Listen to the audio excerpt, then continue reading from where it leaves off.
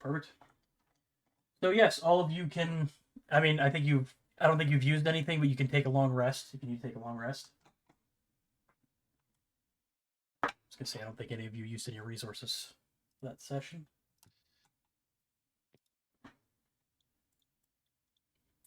Da, da, da.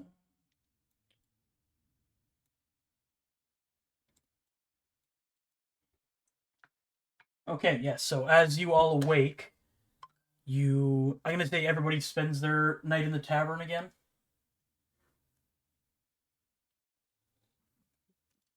Yes, and if there's anybody there that Ashfield um, would recognize as, one of those two women that were there the two previous 2 days, is going to avoid at all costs. I'm gonna say yes. You see, Lyara and Briga are both having drinks in the corner together, and you know Stealth what? check. Make a stealth check, and I'll make one for Yeah, Baladar. I was going to say I'm kind of tempted to just use Baladar as bait. Oh, I guess somebody will have to be Baladar. Is Keith's sheet available to use, or does he have it locked? I should be able to view it. Give me a second. Oh, why can't I get to party from there? Give me 2 seconds.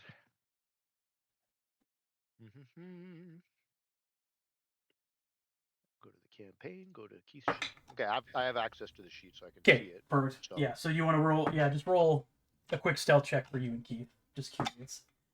he has a disadvantage and -1. Of course he does. Is Keith joining us? No, he's not feeling great tonight, so we're gonna go with 3. Oh, okay. Yeah. So a 9 for him.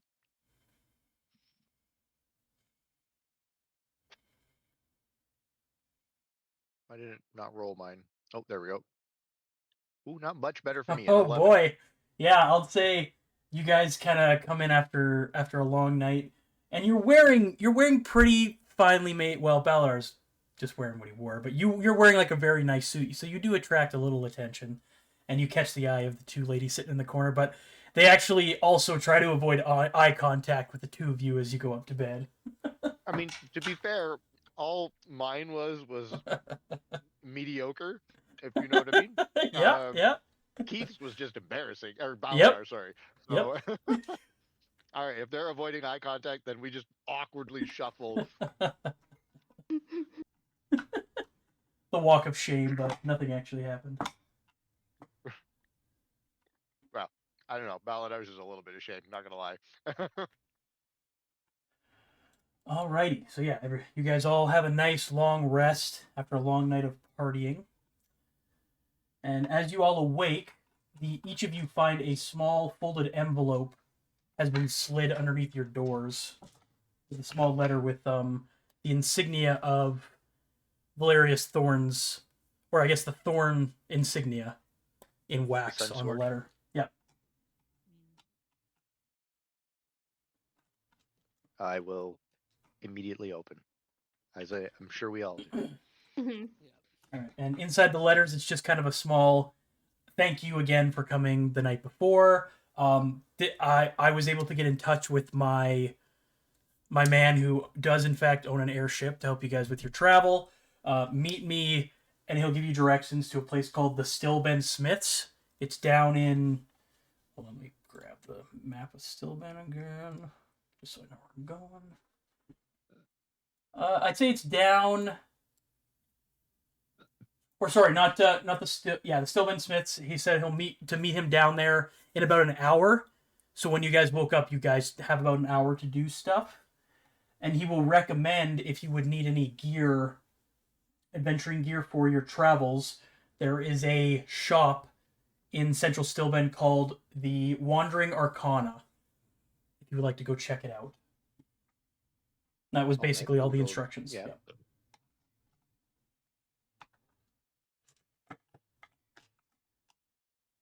And I'd say as you guys kind of make your way down, unless there's anything you want to do before you head to the Wandering Arcana. Baladar's gonna say he wants to eat first. That makes sense. And Yeah, you Z will guys. say, Yeah, yes. you guys go downstairs, and why do I remember? I forget the chick's name. Oh, good thing I have the map. It'll show me. She's right here. We aren't on the tavern map if that's what Boop. you're. There we go. Is her name like Marin or something? Yeah, it should be flipping over now, if I'm not mistaken. It is loading, yeah. Okay. Oh yeah, I forgot you gotta move down a bit for the tavern. Yeah, Marin. You'll see Marin. Oh, there it is. Yeah, Marin is at the bar. She's kind of just opening, actually, because I'd say you guys are just coming into the morning. You're kind of the only people down here, except sitting in the far corner. Hold on, 2 seconds here.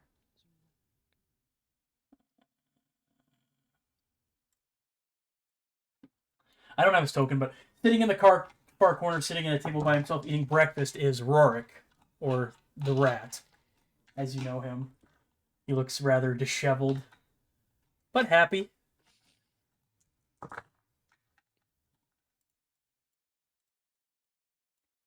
And And she'll when go. Aura Oh, comes go ahead. down, you'll notice that her appearance is very different than you last saw her. In what way? Her skin is green and her hair is pink. Like Ooh. she looks almost like a flower, like a spring flower, and her clothes are white with like a very similar dress, but just white with like embroidered flowers in it, I and like she has it. green eyes. Did you have a visitor last night? Somebody A that visitor? did your makeup and hair? I'm pretty sure that's not the way we left you last night. Aye, too much to drink? Looking a little green. No, I'm just Are you I'm just so are happy. ye feeling well? I'm great, thanks. I mean, if it wasn't for the green skin, you do look quite jovial. That is true. Oh, this is normal. This happens sometimes. Baladar's definitely. Well, that happens to me. I just know I had a bad time the night before. I ate some kind of bad bacon or bad milk, something. Add milk.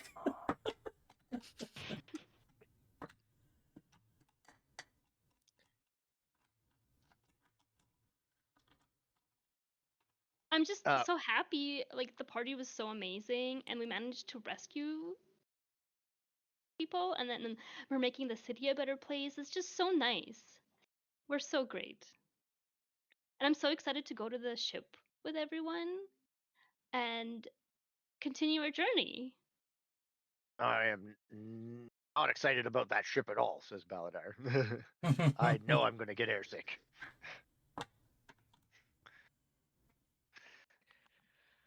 I'm sure it'll be okay. Oh, well, if this is normal for you, I guess we don't got anything to worry about. Oh I'm no, sure, Baladar, that we can. Oh, sorry, go ahead. no, it's all good. The place that was mentioned in the letter that we all received, the arcane something, The Wandering uh, Arcana. wandering arcana.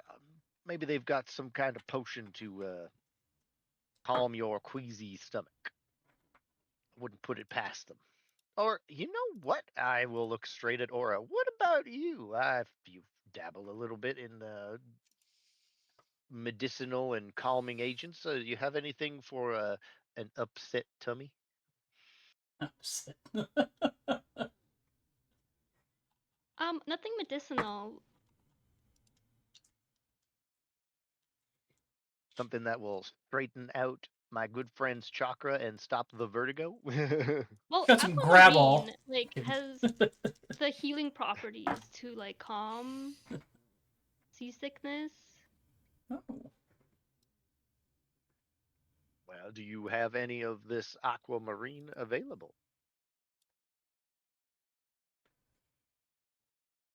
Not on me, but I could fetch it later.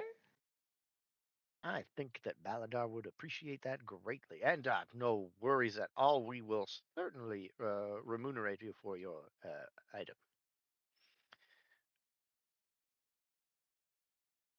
Oh, you don't have to worry about that. Ah, Baladar's good for it, and I'll jab Baladar in the ribs.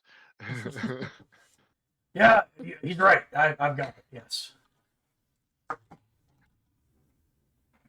Well, shall we breakfast and depart?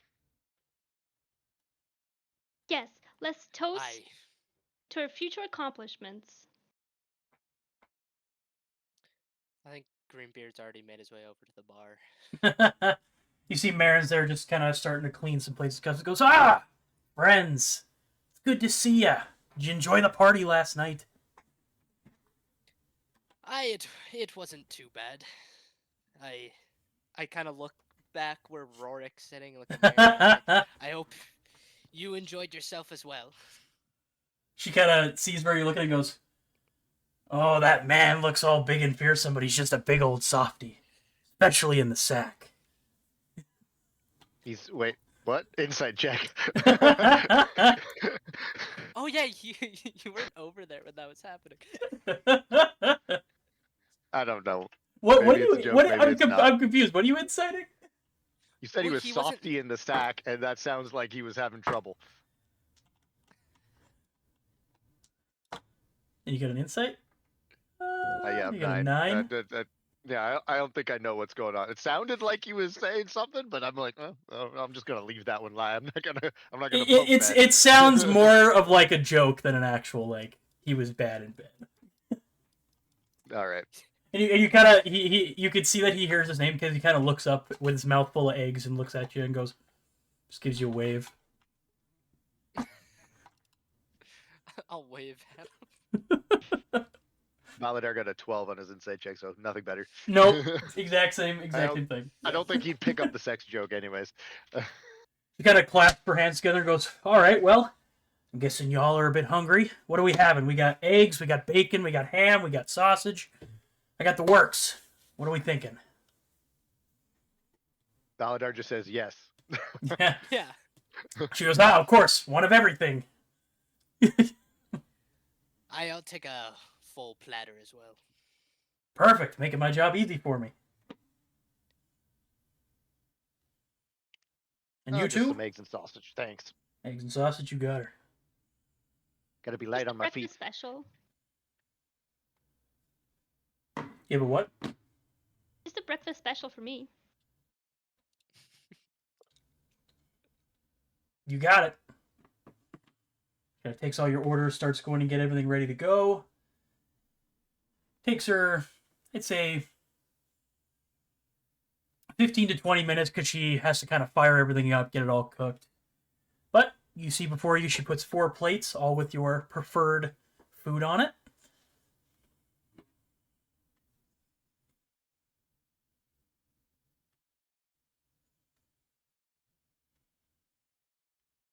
I will dig. Same.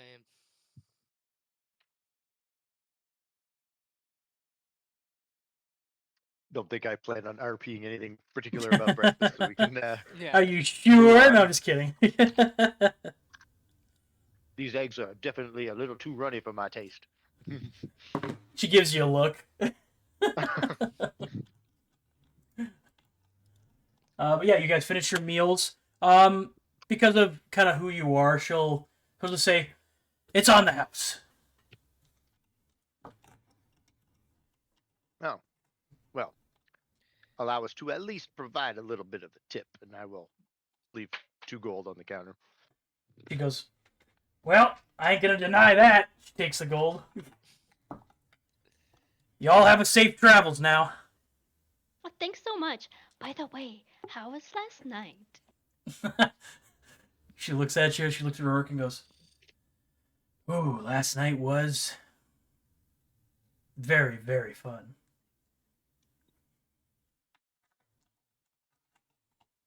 It's hard to find a man who can handle me these days. Wow, that's amazing.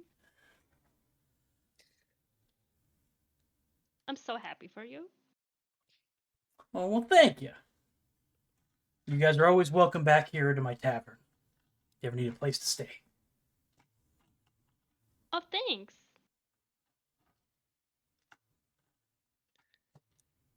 See, We appreciate everything you've done. Of course, and honestly, I appreciate what you've done.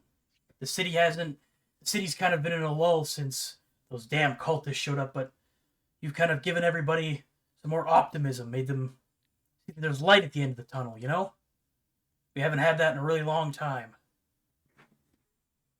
Between you and me, I wouldn't tell. Man, I mean, let the people feel their hope, but I wouldn't say we're out of the clear when it comes to these cultists just yet. Well, I appreciate you. I appreciate the candor. Definitely keep my eye out.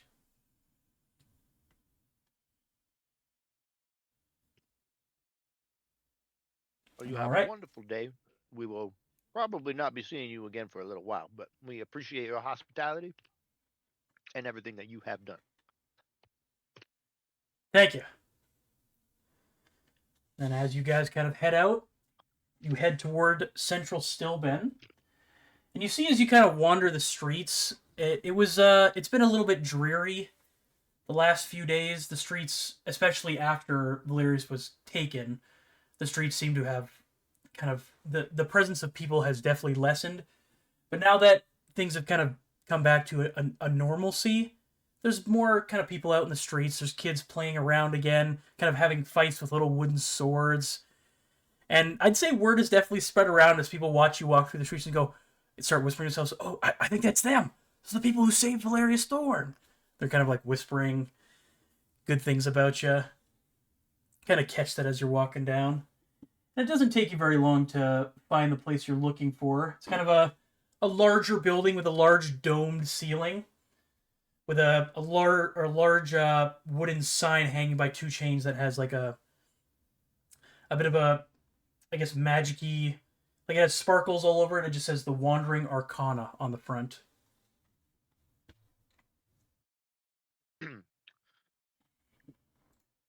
Interesting. There's some illusion or prestidigitation magic going on. This looks very promising for some potential acquisitions with our newly acquired wealth. I like to say Baladar was like, "Well, I was planning on spending all mine on food."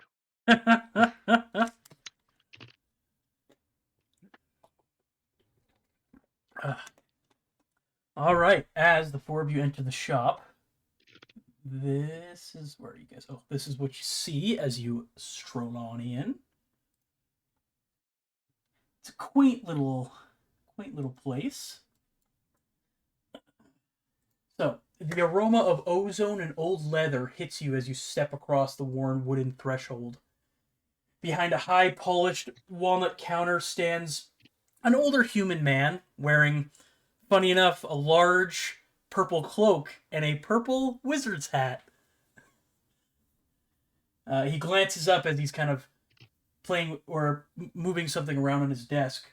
He has, and the one most noticeable thing about him, he has very bright magenta colored hair.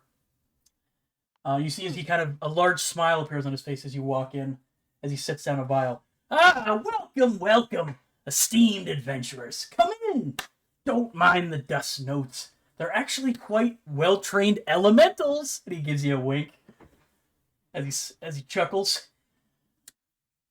The Oh, dust notes? like motes, like little dust bunnies. I'm guessing he's making a joke that they're elementals, or do I detect some kind of magic from No, them? Yeah, Laura's gonna be like serious, like There's elementals in here. Yeah. He kind of he looks at you all, not understanding the joke at all. He goes, "Ah, yes, nobody really understands that joke ever. Sorry." He goes, "Oh, the lot of you look like you could use. I mean, I'm guessing some gear. Well, we've got a special deal going on today. 15% off any price you see. My friends, for those brave enough to leave the safe side of the map, known as Stillben." He kind of leans forward, his eyes wide, looking at all of you. He's genuinely curious as he kind of gives you all an up and down. the lightly armored, the heavily armored, and the two of you who look ready to channel raw cosmic power. He kind of looks at you for a minute, strokes his long beard, and he goes, "Now, you there with the magnificent musculature," and he points at Ashfield. He's talking to me. What? Yeah. He goes, you Greenberg look. looks really sad. He goes, you, sir, you look like you're the leader. You'll want a proper weapon to strike fear into the hearts of goblins. And he'll kind of go behind the desk, start fumbling around with something, and bring up a large battle axe. And he goes, how about a fine battle axe with a little extra magic on top of it, eh? And he kind of turns to Greenbeard and goes, and you, my friend, clearly the contemplative one, always using that brain. I bet you handle the books. And he pulls out a small little stone, and he goes, the stone of good luck will improve all your scribing, and he'll pull out a little small bag and go, and a sturdy bag of holding is a must for transporting scrolls and research material. Perhaps even, and he kind of fluffs out a small cloak, a cloak of protection. Then he points over at Baladar and goes, and of course, the most important job in the party, the scout! You need to be fast. I have a wonderful new set of, and he kind of points behind him at a large wall with armor sitting on it. A wonderful new suit of mithril half-plate. No stealth disadvantage, and it's light as a feather. Perfect for silent reconnaissance. And then he'll finally look at you, Aura, and go, and for the heavy artillery, I have a specialized implement for channeling your inner thunder. And he kind of pulls out a small metallic wand. I call this my Wand of the War Mage. It's very good for people in the front line. Or, for a truly steep but very good investment, he'll kind of go to what looks to be a broom closet, open it with a bunch of different brooms. He pulls out one in specific and goes, a broom of flying for the ultimate vantage point. As he kind of looks at the fur, he goes, I guessed you all correctly, didn't I? Z will nod. No, puts a hand up. Not far off. You're very astute. I'm A little taking bit my of shuffling. jacket off and flexing. I knew it. This old brain's still got a few years left in me. Oh my god, like you're totally wrong about the whole front line thing, but that broom looks amazing. Oh, and his shoulders kind of slump a bit and goes, I apologize. I get a little... You don't have to apologize. Also, your All hair of these, is amazing. this is quite the assortment of items. I would say that in general, you have pegged the group quite well. Maybe the specifics are a little bit lost, but you do have an eye for what is useful. Oh, well, thank you. I appreciate that. Yes, I have assortments of objects from all over. You'd be surprised what criminals leave behind when they get arrested here. The guard usually brings me anything magical, and I tell them what it is, and they basically just tell me to sell it to nice people, you know? They got no use for it. I kind of want to insight check this as this he's being very obvious. This sounds like it's already like an on the table deal with the guards, but I want to see if this is maybe something under the table that might make an insight check. Oh, not great.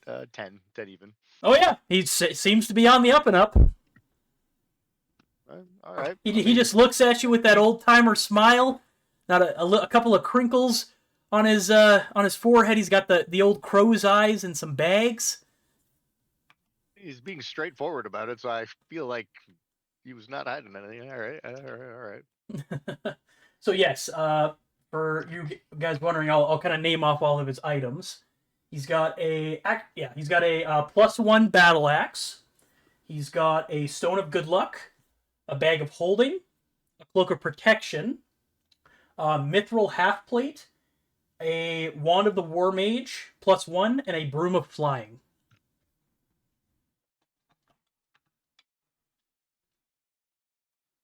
I mean, Baladar's definitely looking at that half plate. I don't know if Keith is looking at that half plate, but Nathan, on behalf of Baladar, is definitely looking at that half plate.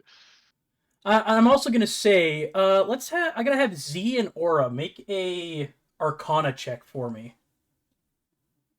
Um, is this something that somebody would have to, or are doing that because I would be potentially proficient in it? Because I am not, nor am I intelligent. No. Just because you guys are more magic based than the other two party members.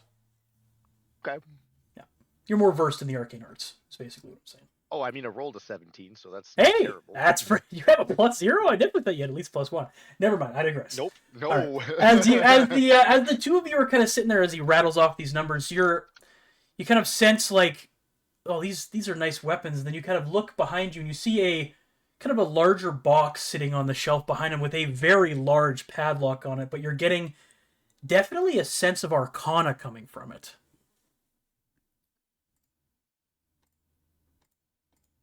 So what do you think? Coming from where? A box behind him on a shelf with a very large padlock on it.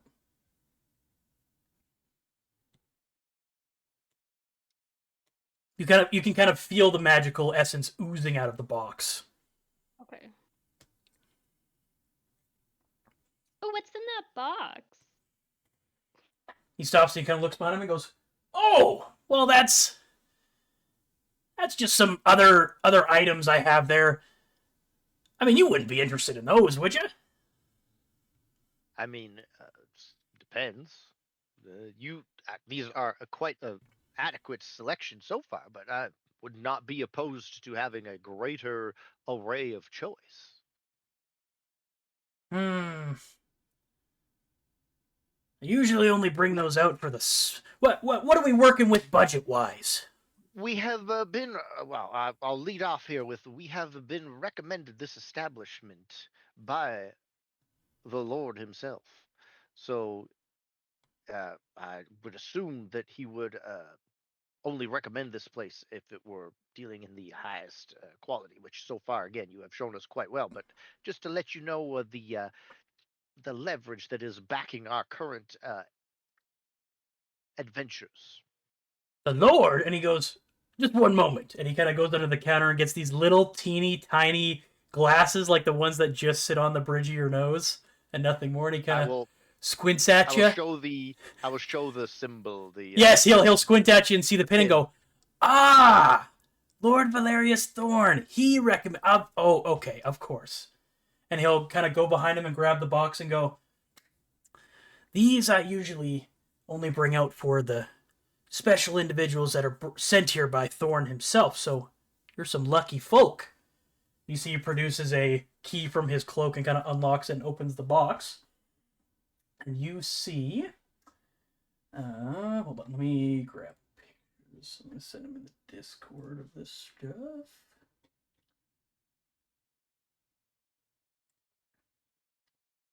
Not really sure what text channel to put them in. I'll put them in party loot. That's probably easiest. That was good. Yeah, you see he pulls out what looks to be a small metal ring with some engravings on it. A small, what looks to be a codex with a skeleton pushed into the front page. A golden gauntlet that seems to be oozing elemental energy. It's got like different. It's almost like an infinity gauntlet, but the colors are coming from the arm, not the fingers. And a small, what looks to be dog whistle.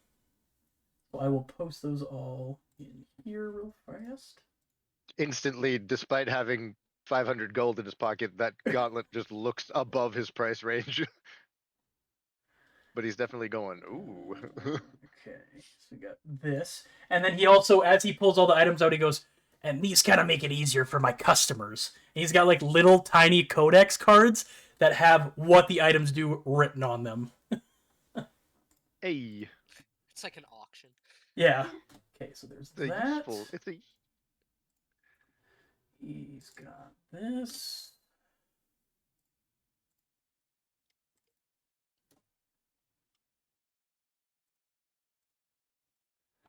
He's got this.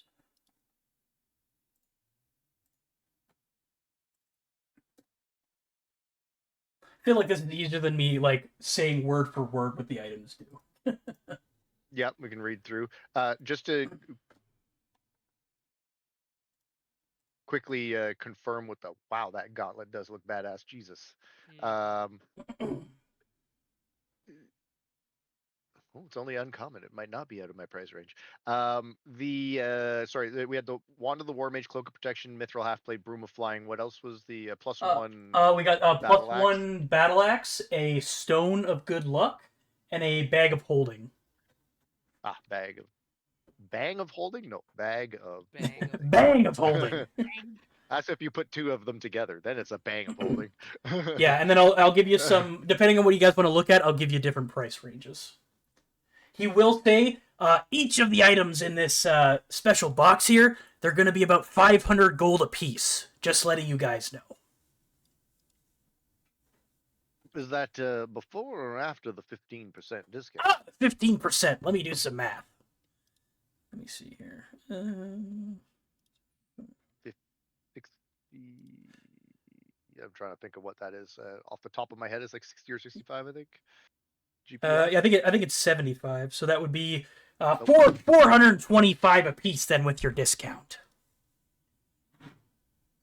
A most generous offer. I'm just reading through the shit now that you. Yeah, posted. no, yeah, go ahead. Nathan is mentally going to be a second. Yeah, no, take your guys' time. And how much is the broom and bag? The broom will be about. That is a pretty rare magical item. He kind of strokes his beard.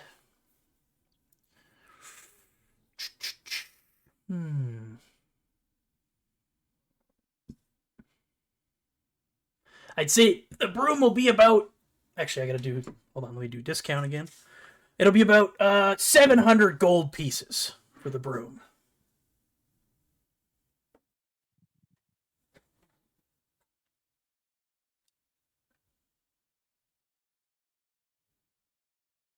Not going to lie, that would be mighty useful. Yeah, maybe. Now that I know it's here, I could like totally save up for it. Of course. If you want it, I can even put it aside for you. I mean, when do you think we'll be coming back here, though? I mean, we have quite a few stops to make. I mean, I come back like every 20 years or so This not that big of a deal. old man will that. definitely be alive in 20 years. How much was the bag of holding? That bag of holding. Let's see. You can all have it for 250 gold pieces.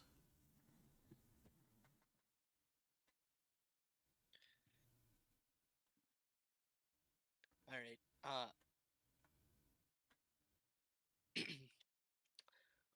Aura, I can lend you the money if you want that broom. It seems pretty useful, and I'll be honest, none of these other things are really catching my eye.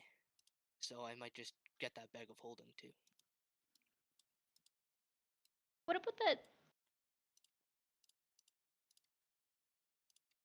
the sword? The sword. The battle axe. Oh, the battle axe. I already have the +1 great sword. Okay. So, and how much on behalf of Baladar? How much would the half plate, the Mithril half plate, be? Ooh, the mithril half plate. Now that's some good armor there. Let's see.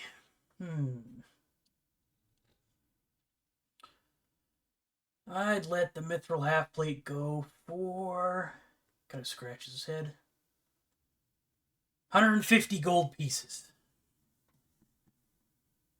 Most reasonable. Was thinking, and the +1 battle axe as well. Just wondering what the battle axe would go. We'll say the battle axe will go. Let's see.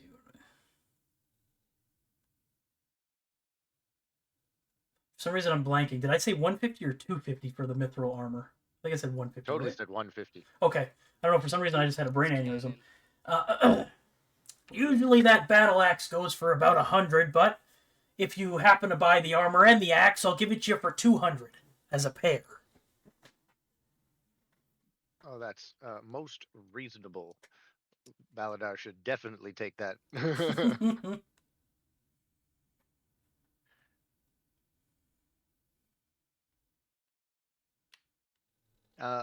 I am also willing to. What about that cloak of protection? Also, I was for Oh, either cloak of protection. Baladar or myself. I'd say 100 gold pieces.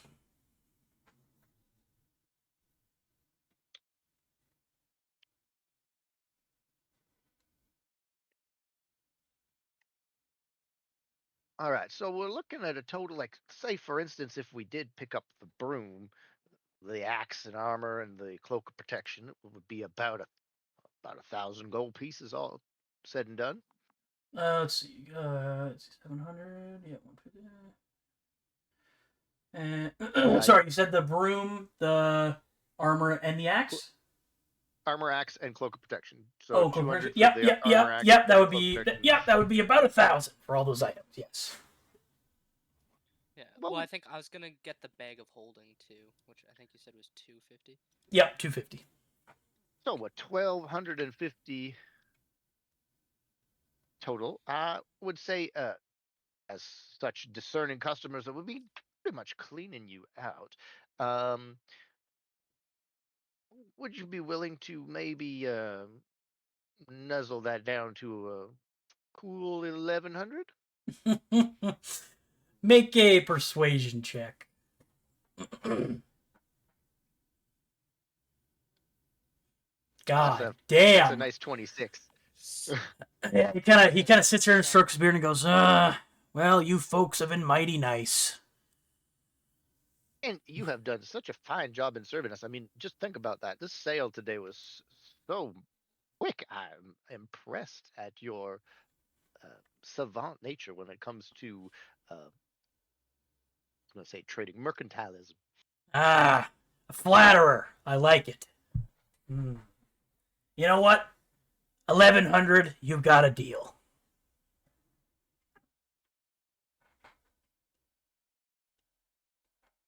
Well, then, that is such a fantastic boon to us. I shall be sure to make mention uh, of the wandering arcanist, or it was no, Arcana. wandering arcana, uh, to all that should ask as to where I got these wonderful items, especially that mithril plate. I believe my dwarven friend here will be absolutely stunning in it. Well, I appreciate the business. It's been a while since I've had some real adventurers in here.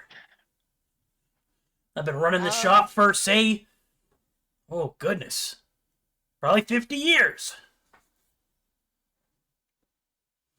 That's mighty impressive. And to your health, sir, may you be the proprietor for 50 more. Why, thank you. And then he looks at the kind of the box of the special stuff, and he goes, "Is anybody interested in any of these items, or am I okay to put them back?" They were quite interesting, though. I believe the use of these items that we have currently procured are just outweighing it, not necessarily in their grandeur nor power, but certainly in their utility for what we are potentially going to be facing. Completely understandable.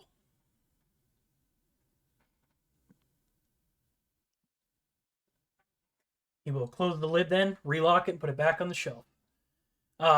Is there anything else I can help you with? I also kind of see myself as a bit of a potion maker as well. I have herbs and components for spell casting. I have potions.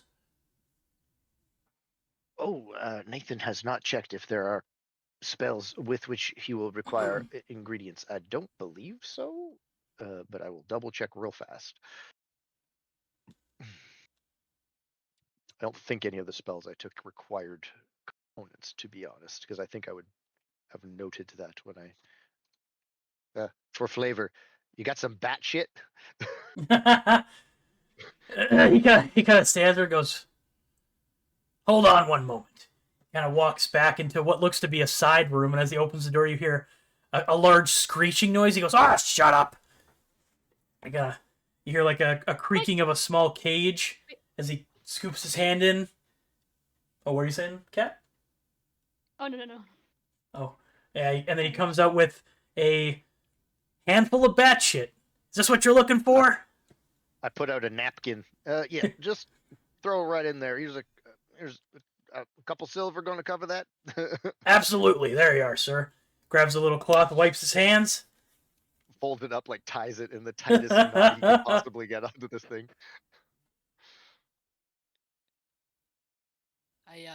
What type of potions do you carry? Well, I've got your standard healing potions. I have a couple of greater healings. He kind of goes under the desk, pulls up a large crate, and you can hear the clink clink of the vials. Starts like kind of flicking through them with his finger. I do. That's it. Yeah, just a couple. Yeah, it looks like I haven't really made any potions in a while. I gotta get on that. But yes, I have regular healing, greater healing, a couple of poison resistance potions. I got one fire here. And a potion of. Not really sure. Hold on. He kind of holds it up, and you see him cast a spell. And I'd say anybody who uses detect magic can tell that that's what he's doing. This is a potion of heroism.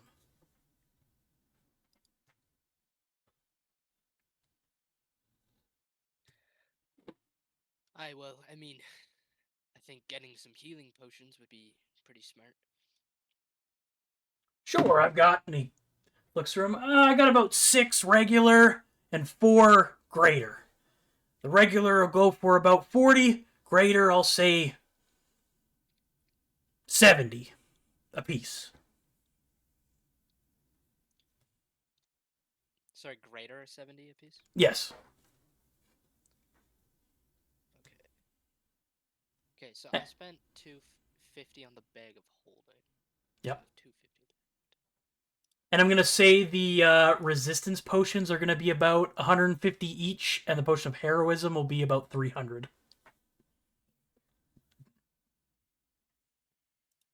Sorry, may I just sorry, above table, just quickly ask what the price on the Stone of Good Luck was? Oh, Stone of Good Luck? Stone of Good Luck. I put the Stone of Good Luck at about.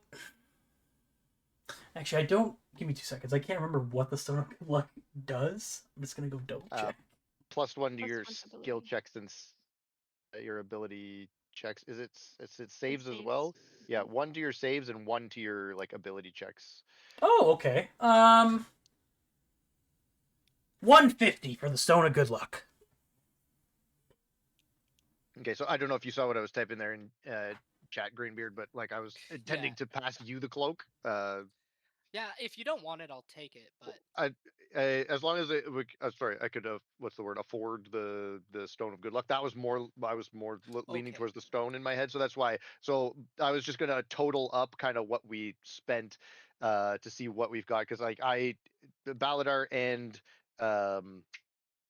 Ashfield can both put towards the broom for and like split the cloak. I don't know what we want to do for basically like splitting stuff, because Ashfield and I can both help with the broom. Because we have like 2,000 between everyone, right? 500 each that we got. Yep. yeah, So you guys had 2,000 total. Yes. 2,000. Yeah. Then sorry, 150 for the stone. I'm just putting that in 150 chat for the so that I stone. don't Yes. forget. So we spent 1,100. That was on the. That was That- the. That was the axe, the bag of, or sorry, the axe, cloak of protection, mithril half plate, and the bag of holding was. Did you spend 1,100? Separate on that one. And the cloak. And the cloak axe, of protection. broom, Yes. Yeah. Cloak, armor, axe, broom was the 1,100. Yes. Yeah, I think I bought the bag of holding. That was Yes, like you did. my own. Yeah. Okay, well, I'm willing we're just talking above the table. I'm willing. I can spend either give 200 or just I'm willing to lend money or buy potions. I don't really mind. I mean, I'm realistically, we can walk into this fair. Like, I plan on we can spend most of the money that I have. Like, I'll probably Yeah. get like maybe between like 40 to 50 GP left just for future daily expenses, as it were. Right. Yeah. So like we can spend up to that. And so far, if we total everything that we've spent so far, uh, it would be 1350. It would be 1500 if we include the stone in that as well. So we have 500 as a group left to play with for potions. If that makes sense to everybody, does it, Yeah. is that okay with you as well, Kat? Mhm. I figured it would be, considering you're the one getting the 700 GP worth items. Mhm. Like, well, yes, why yes. um, so yeah, with that, whatever potions you think we need. Probably Yeah. just How the many? potions of Oh, sorry. healing. There's what did I say? There was 6 regular and 4 greater, and they're 40 for the regular, 70 for the greater.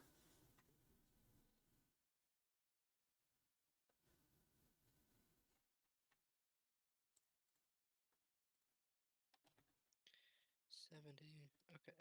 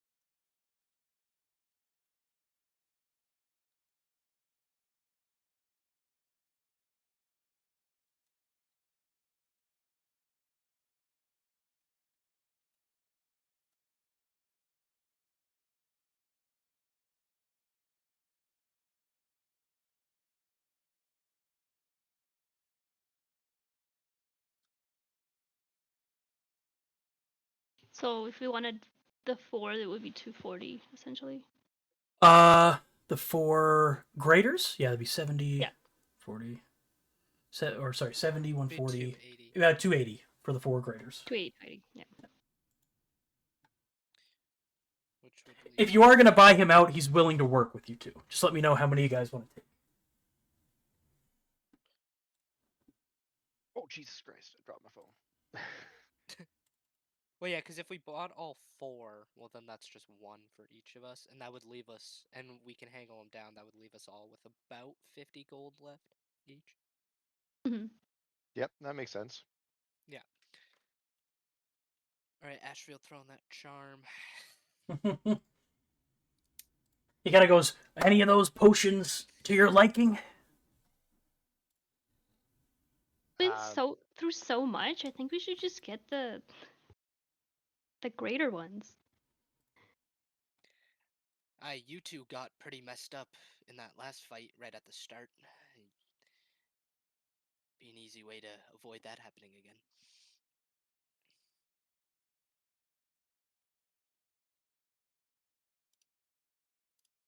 yeah, that is true. I mean, maybe you should lay on how badly you were injured, Aura. Lay on your charm. I used mine already. I don't think it's going to work twice. I work with fire, not lightning. We'd love to buy all of the greater potions. I mean, All of is them? there Well, any that's way excellent. we can get a discount? I mean, I feel like I've already given you a good bit. Make a persuasion check, Aura. I mean, would you really want us lovely people to die? Well, no, of course not. You see that he feels that you were definitely guilt Oh, tripping God. him. Oh, Oh no! Oh. He kind of sits there and goes, "Oh dear. You know, I've had a guilt trip in my life before, and I know that's what you're laying down on me. I've just given you guys. I feel like I've given you some good deals, so I'm gonna have to stick strong with 280. I'm sorry. Would you still Damn like it. them?" Sorry, Aura. He's married. He knows all about the guilt trip.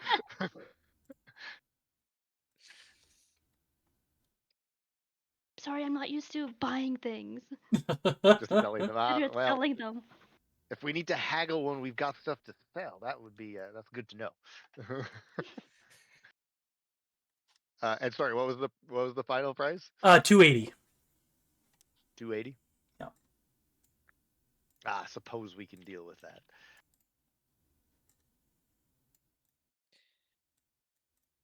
All right, and we established we had about 500 left, right? Yeah, so if we do 1780, like if we've all got currently our own stash, it costs so 1780, right? It's 1500 plus the 280. So we should Yes. all Yep. be reducing by 445 is divided by 4.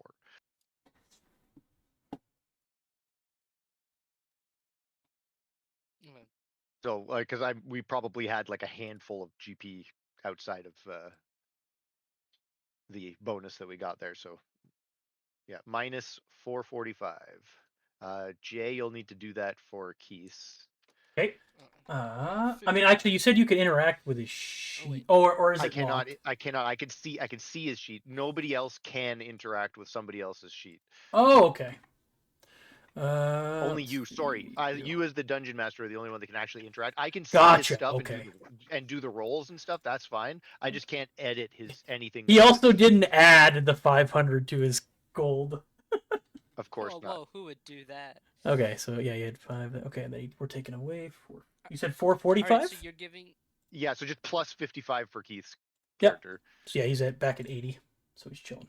Okay, so I'm getting the cloak of protection because you got the. Yes, I was gonna pass So- you the cloak. Yeah. Okay, cool.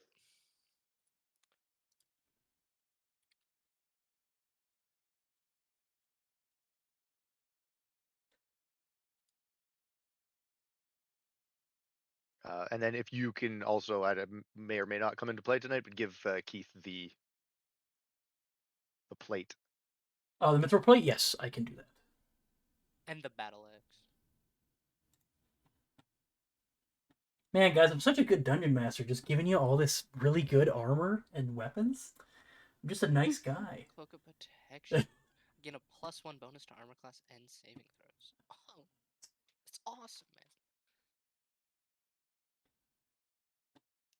Okay, and everyone's okay with Greenbeard taking care of the bags. You may indeed. Those things give me the heebie-jeebies. If somebody else comes up and sticks another interdimensional portal thing near it, I would like to not visit the astral plane if I can help it. You sure? That sounds like a fun place to go. The Ooh, bags? I've- Multiple bags? Yeah, when you combine 2 bags, they explode and take you to the astral plane. We only have one, right? I know, but I'm just the Ashfield. Okay. Don't get another one. A scaredy cat. Does Ashfield tell this to Greenbeard just for future reference? Does Ashfield know I this? don't think Ashfield knows that with a 0 in Arcana. I don't think he really knows. Actually, he's got a +1 now with the Stone of Good Luck once he's attuned to it. Okay, I have to run and do something real quick. I'll be back in like 2 seconds. Yeah, no worries. I gotta do a few things here, so we're good. 1,000, 2 1,000. Mhm. I'm that asshole. Sorry, are we each getting 1 greater healing? Is that how that worked out? Yes, everybody gets 1 How greater. many of the Potion of Greater Invisibility, right? That's the one. No. Yeah, okay. Potion of speed, Why? right? So I typed in greater. I typed in greater, and it wouldn't come up with it because the greater of the healing potion is in fucking brackets. I tell you, Yep. D&D Beyond's search thing is so dumb. It is. It's horrible. I think I might have did that wrong. Oh well, I got it. Why do I have a spear in my inventory? I That was also part of the didn't starting. realize Keith was wearing chainmail, so I'm actually going to make it mithril chainmail. It'll be the same price. I just wanted it to be basically the same as his armor, but mithril. Gotcha. Just letting you know. Because I gave him the half plate and it dropped his AC by Yeah, because he's got -1 dex, and his Yeah. dex will actually apply when he puts that on. So yes, that is. I felt bad too I because I also was did. like, I'm not going to leave it like that. It's like, I no. also did not.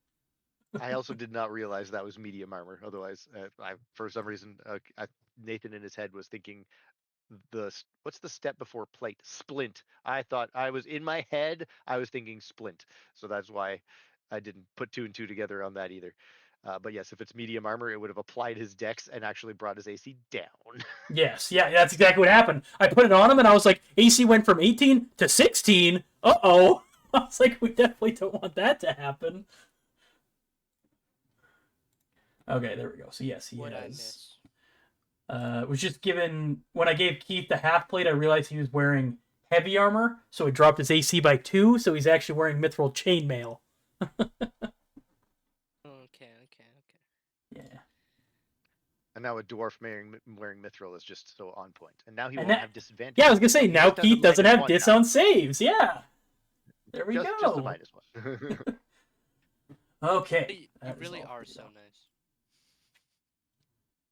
Definitely not up to something. Just kidding. Or am I? Anyway. I'm actually a little surprised you guys didn't buy any of that extra stuff. I feel like those items were pretty cool and kind of, I'd say they were kind of tailored to you guys, but totally up to you. Yes, and no. So I think the gauntlet, like immediately, even the aesthetic of the gauntlet was cool. However, the use of the bonus action is what kills me because my bonus action is already so fucking used. Yeah, that's fair. So, Well, I was so thinking it that's was either kinda, you or Aura could use the gauntlet as well. yeah, that's actually, yeah. Aura uses her bonus action to command familiar, Mhm. right? I guess that's fair. So Yes. Yeah. also as a very heavily used bonus action. Understandable. Yeah. Well, I was also just thinking we could get more of the smaller items. Oh yeah, And absolutely. this is also true. The bang for the buck. I think that's kind of the argument that Ashfield was making with the shopkeeper was also like bang for buck. This is definitely very useful. Spending almost $2,000. Yeah, because I was like, I'll give them a lot of options. I'll see how much they want to spend. I threw that broom of flying in there because I wasn't sure if you guys were gonna buy it. Oh, it is. That's like the most useful thing there. Yeah. Like that broom of flying is the best uncommon magic item in the game. Mm-hmm. And I did put it in there just for the witchy vibe too, just for Aura. Yes. You guys as soon as it was there, I was like, "Oh, no matter how much he puts that at, we have to get that for Aura." That'll definitely. be 2,000 gold pieces. Exactly, right on the money. I would be like, "Ballot out, we're buying it for her." Ballard go, what the heck? What do you mean? That's my 500 gold. I need that for food. She'll feed you. Don't worry about it.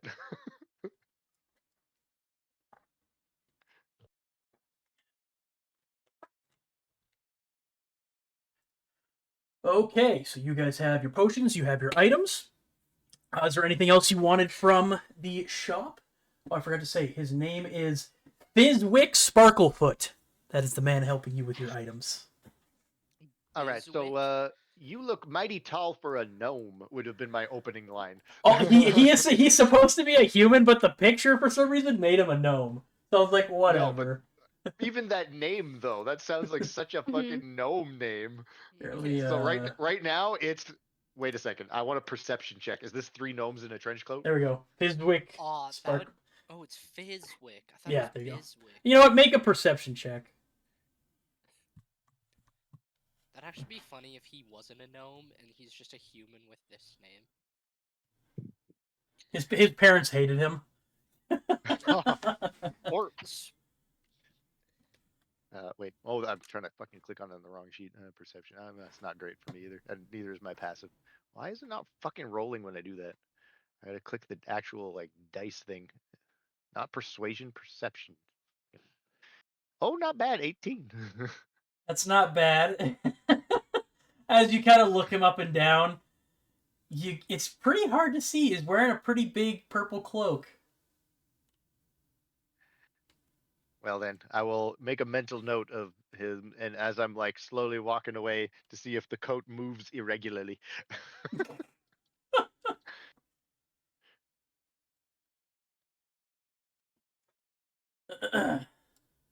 Let's see, what'd you get, an 18? I'd say you see the very smallest of movement, but it could have just been a draft in here or the wind. You don't know. You can't tell for sure. Gotcha. My curiosity will forever be riddled. Yep. Okay. Well, as you guys kind of get your weapons and your armor and your potions, he looks at you and goes, "Well, I appreciate you all for your patronage." And we appreciate you, kind sir. Well, I hope the rest of you have an excellent day. And he'll kind of wave you out as you guys leave. Thanks. Was such a cute shop. Why, thank you. And you're welcome back anytime. Any friends of Noble Thorns are friends of mine.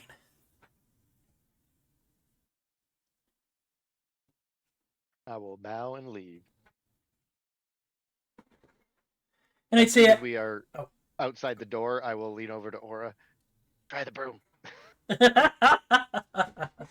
Don't I have to attune to it first? No, You it do. is not attunement Oh, required. it's not? Oh, No, sorry. What? I it is didn't read that one. not attunement required. Just It works. says it is.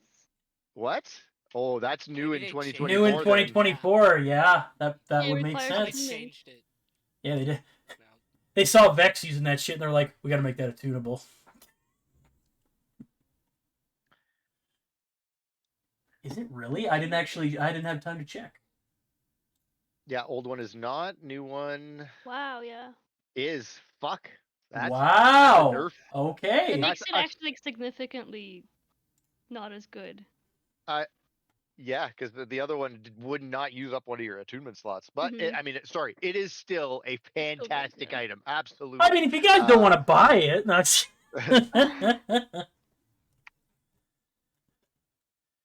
He sees your hesitation and begins to go for the broom. I can take that back.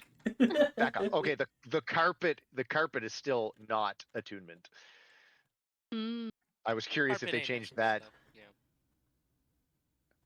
Yeah, so I think, you guys took everything except for the Wand of the War Mage, right? You guys didn't grab that? I don't think so. No. And then the other 4 items. Okay, cool. Good to know. I have an enemy that deals damage based on how many magical items you have. No, I'm just kidding. That is what easy. There was it. Brennan that did that. Yeah, it was Brennan. It was in Yeah. it was in Calamity. Yeah. I'm so excited to try this broom. In 1 hour. Unfortunately, Wow. Yeah. I like to think we got outside the shop and you're like, God, it's not going. What? Yeah, you get on it and you're like, Mhm. go, fly. Up. You want, and a Yip, couple yip. of kids walk by and start kind of giggling at you as you're just sitting on a broom. Just face plants in the ground. I'd say as you guys kind of leave, it's definitely getting close to the time where Valerius wanted to meet you guys at the blacksmith shop. So you head down. It's not too far from the Wandering Arcana. I'd say it's a nice 5-minute walk. And you kind of come up to what looks to be just kind of your old, normal-looking forge. A lot of guys outside hitting anvils with swords, creating armor and gear. And you see Valerius Thorn is actually kind of just standing there. And as people walk by, they're all kind of like, "Oh, Lord Thorn, how are you?" And he's like, "Oh, I'm fine." He's like kind of, you see a lot of like younger girls are kind of swaying over him. They think he's like super attractive and everything. And he's kind of brushing them off. He kind of sees you come and goes, "Ah, friends, it's good to see you. How was your night?"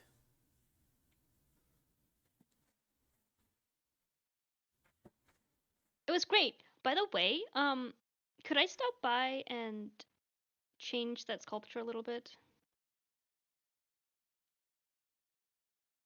The sculpture at my home. I don't see. Didn't you change it last night already? It would have been this morning, but we forgot. Oh, gotcha.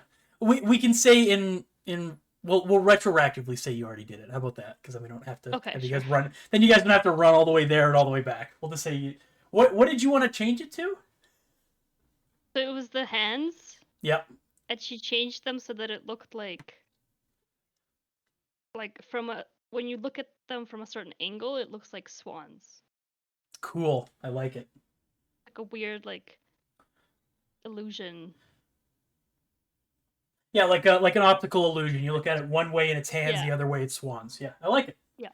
So yeah, when Thorn walks up, he goes, I love the change of that sculpture you made in my home, Aura. I really enjoy it. Oh my god, so much! Thank you so much. I was struck by inspiration last night. Well, it I'm glad definitely you like paid it. off. All right, and he'll kind of look at the smith shop and go, now, I spoke to my friend last night, and he has agreed to meet with us over the acquisition of a airship. He is a bit of a character, so just be warned. He'll walk through the smith shop, and you guys kind of follow behind him. You watch as the other smiths kind of give him nods as he walks through, and he goes straight into the building and through the back into a large metal door. He leads you to a large reinforced rear door, which he opens with a heavy iron key. The smell of hot metal is instantly replaced by a sharp, invigorating scent of ozone and polished wood. Let me change the scene here. You begin to descend a long wooden staircase that kind of goes in a large spiral that goes downwards. Before you walk into a large workshop.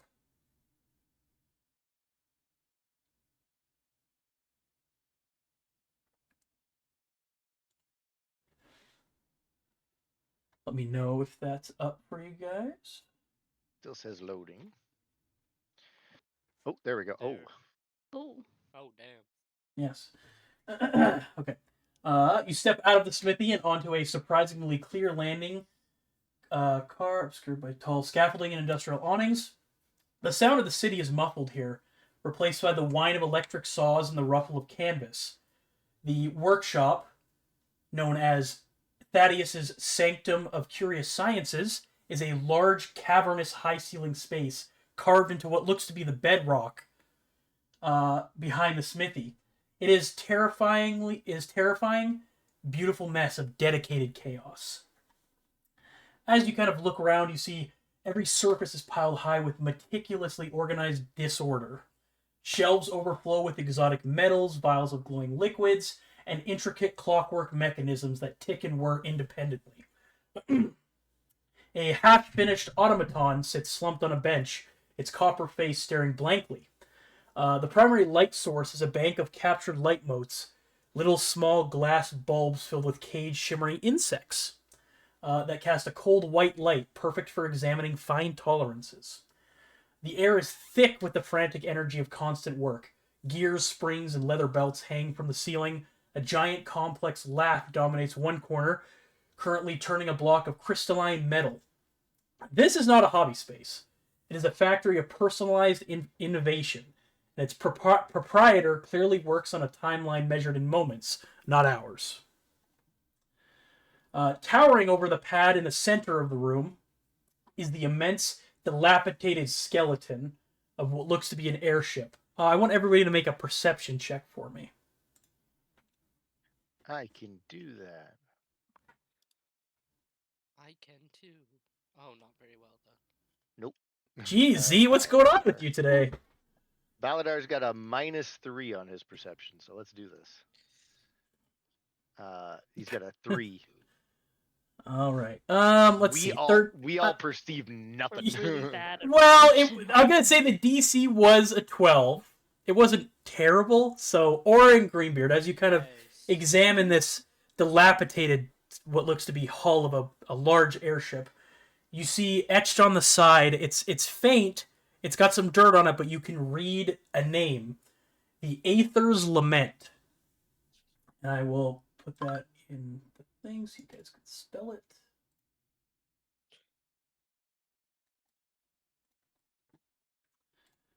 There we go. Spelled like that. The Aether's Lament. Recognize the ether crying. Welcome to the party, pal. Yeah, let's go. So the airship itself is an artifact of a bygone era, a skeleton of what it must have been an extravagant vessel. The hull itself is long, graceful body is built from a dark ironwood frame, but much of the outer plating is either missing or clearly patchwork. Rusted bolts streak down the hull like dried tears. And that's all you can really see right now. But before you can kind of walk up... Oh, sorry, go ahead. I was just wanted to well, yeah, like not specifically on the airship. Try and think, is this what we're taking off in? Because I have instantly become slightly less inclined. I'd say, yeah, as you guys kind of take steps closer to the airship, you hear a large bang as you look over to see a small, energetic man. All of a sudden, he seems to just drop out of nowhere from some scaffolding above you, landing lightly on the deck of the ship, looking down at you. He does it like with the practiced grace of somebody who considers climbing just a nuisance. He carries a large crescent-shaped wrench in one hand. As he looks down at you with this frowned expression, you see Valerius open his arms and go, "Ah, Thaddeus, my old friend, what a pleasure it is to see you." Thaddeus himself is a gnome. He is slight, wiry, and moves with sharp, economical motions. His face is perpetually set in a frown of intense concentration, frowned by hair that looks like he hasn't had time to worry about it in days. He wears a heavy, grease-stained leather apron over a surprisingly fine linen shirt, and a pair of spectacles. One lens is cracked, and they're perched precariously on his nose. His hands, perpetually blackened with soot and oil, are his most defining feature. Callous, scarred, and moving constantly, even standing still. The rest of his body kind of has that, I'm not going to say old leathery sheen, but you can see it kind of stretches in places. He's an older guy. He exudes this focused, overworked energy of someone who considers every interaction that is not repairing something to be a waste of precious time. He barely glances at the four of you as he looks at Valerius. "Valerius, you could have warned me you were bringing the whole brigade. I'm tuning the aileron balance. This isn't a touring company. My time is money and my concentration is priceless." He wipes a streak of grime from his forehead with the back of his wrist, leaving a fresh dark smudge. "They're strangers, Valerius. Random strangers. The agreement was to keep the Lament and the workshop out of the public eye and not turn it into a bloody taxi service." You see Valerius kind of chuckles and goes, and then he looks at you and goes, like I said, character. "Thaddeus, my old friend, you do recall the terms of our agreement. I kept your little sanctum of curious sciences a secret from the City Watch when they came sniffing. One small trip for me, 1,000 more quiet trips for you and your contraptions. Plus, you see him unstrap. He kind of pulls up his sleeve and unstraps a small, what looks like a watch of some kind.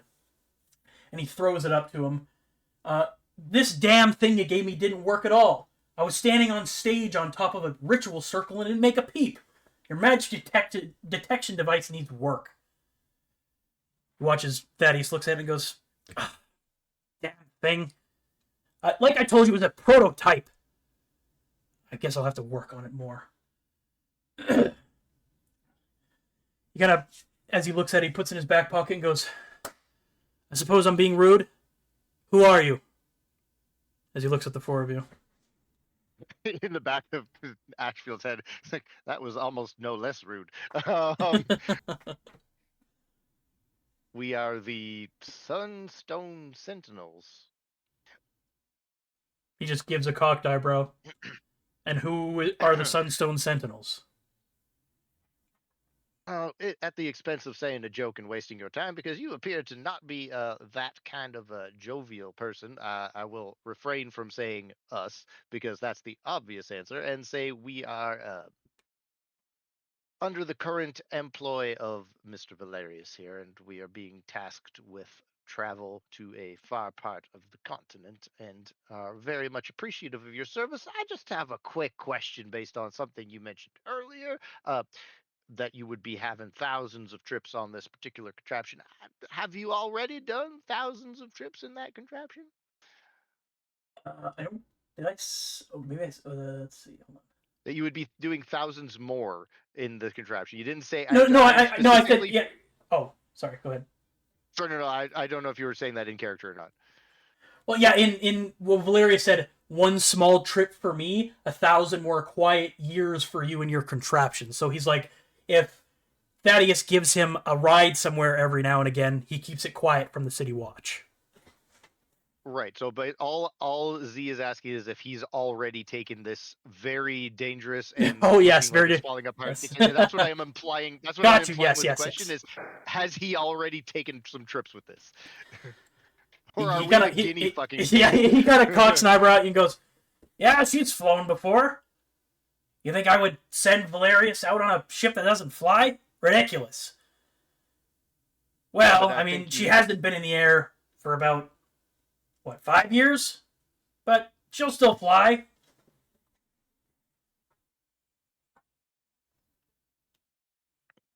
I'm insight checking that. How confident? Just his level of Yeah, go his for it. Make an level of inside check. level of confidence.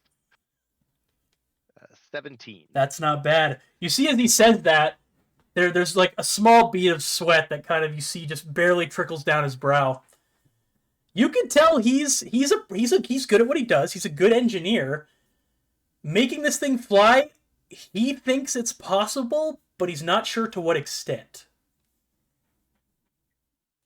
Does it have any kind of safety mechanisms that in the parachutes in the event that perhaps something catastrophic, maybe we run into a dragon flying and we all of a sudden have to abandon ship? You see him take out a small notepad, and he takes out a pencil from behind his ear, and he goes, "To do parachutes." Duly noted. I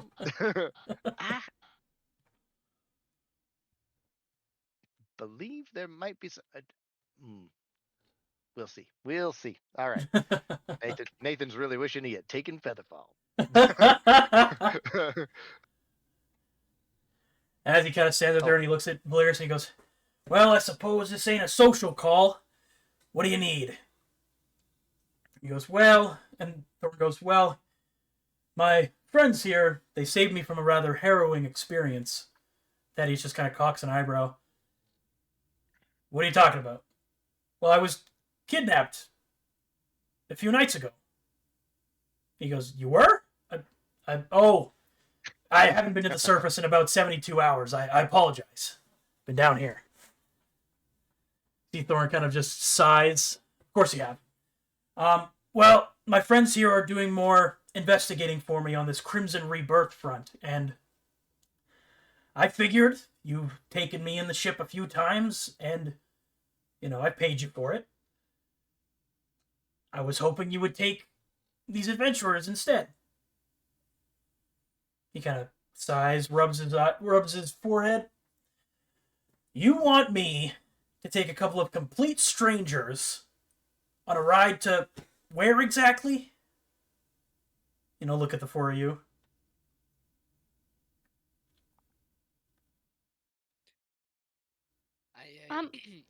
Few was, places. Yeah. Craighammer, to be specific. But maybe a stop along the way. Craighammer, you say? And don't worry, we'll be the best of friends by the time we're done this journey. He continues to frown at you.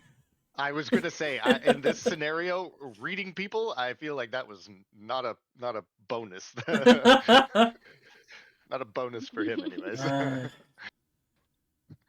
So what? Now I'm a glorified errand boy. You see Valerius goes, "Well, no, of course, Thaddeus, of course not. We're not some errand boy. I am going to pay you handsomely for your services. I just want my friends here to have a quick and safe journey to where they're going." Just think of how many gizmos you can buy with whatever Valerius is paying you. Looks at Valerius, looks at you, looks at Valerius. Double my usual rate. And Valerius sits there and goes, "Are you fucking kidding me? 1.5 times." He just looks at him and goes, "Double."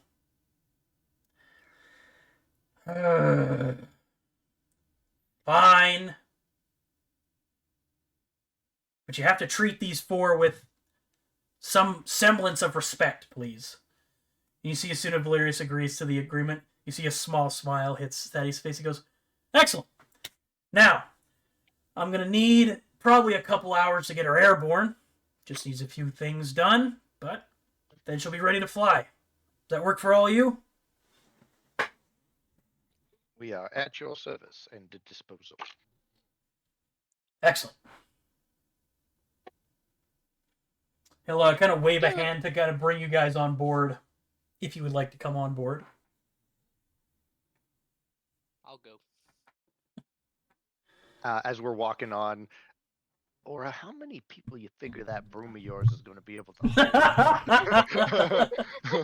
Yeah, if this ship breaks, Aura's fine. Also, I have my Wings. draconic heritage. I can use my wings for a moment and save myself. I also have the ability to cast fly, so that gets 3 out of the 4 of us. I'm pretty strong. So who's not going? Who's dying? I think the broom can hold 2 people, if I'm not mistaken. It Yeah, can? yeah. Okay. It has a weight. It has a weight 400 limit. I think it's pounds. yeah. Sorry, Baladar. He's like, "I can take it. If I fall, I'll survive." So as he kind of leads you guys, is everybody going on a tour of the boat?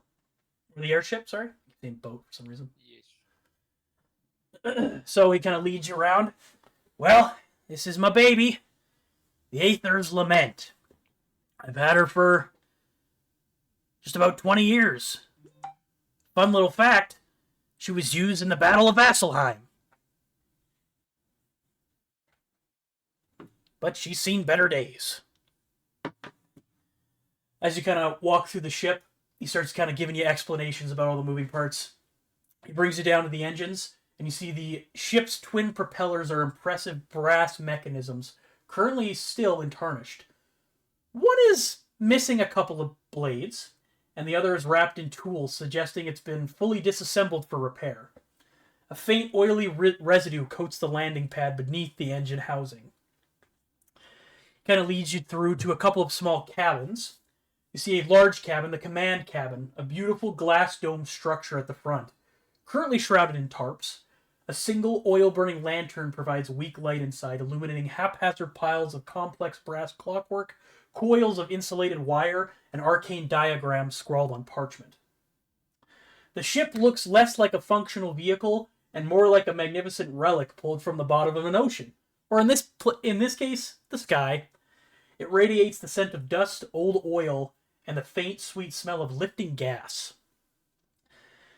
As you kind of almost done the tour, he goes, "Now to the main event."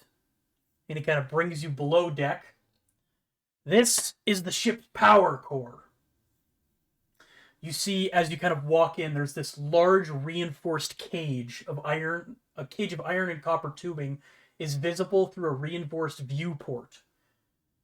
Within this cage, 4 massive, jagged crystals glow with a faint, mesmerizing blue luminescence, like the 4 on the map there, but they're in the bottom of the airship.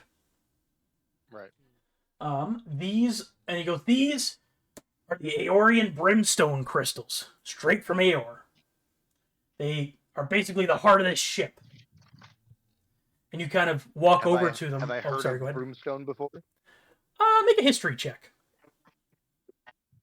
Anybody who wants to make a history check can.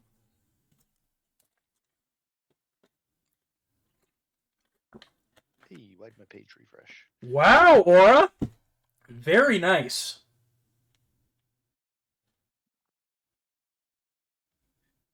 I'm gonna say since Aura got a 23, she'll probably share it with the rest of you. Actually, I'll see if Yeah, nope. My 6. 6 Nice. doesn't. No. Z, you're like, what is Aeor? Brimstone? What the hell are you talking about? But as he mentions yes. Aeorian Brimstone aura, you kind of think back to your time in Craghammer doing your craft with the dwarves, and only one time did a crystal very similar to this come through while you were working there. You know that these crystals have very ancient magic inside of them. And at one point, you saw one that made basically something float in the air. So these are larger versions of that. And they are very Oh my old. god, where Yes. did you find these? Oh, these bad boys were brought all the way from Aeor. They're on all the airships. Well, the ones that still are left standing after all that shit What's an 15 years Aeor? ago. It was an ancient city, long, long time ago, before my time. There were these crazy wizards that used these crystals to make whole cities fly. That seems quite pretentious. Maybe we can find a flying city, you guys. Well, from my knowledge, there's not really any flying cities left. Only the ruins in Iselcross, where all the cities fell. But maybe you'll get lucky. So you're saying these broomstones, this what was keeping these cities up, Was indeed. Pretty and they crazy eventually fell. magic. Hmm. They did, yes.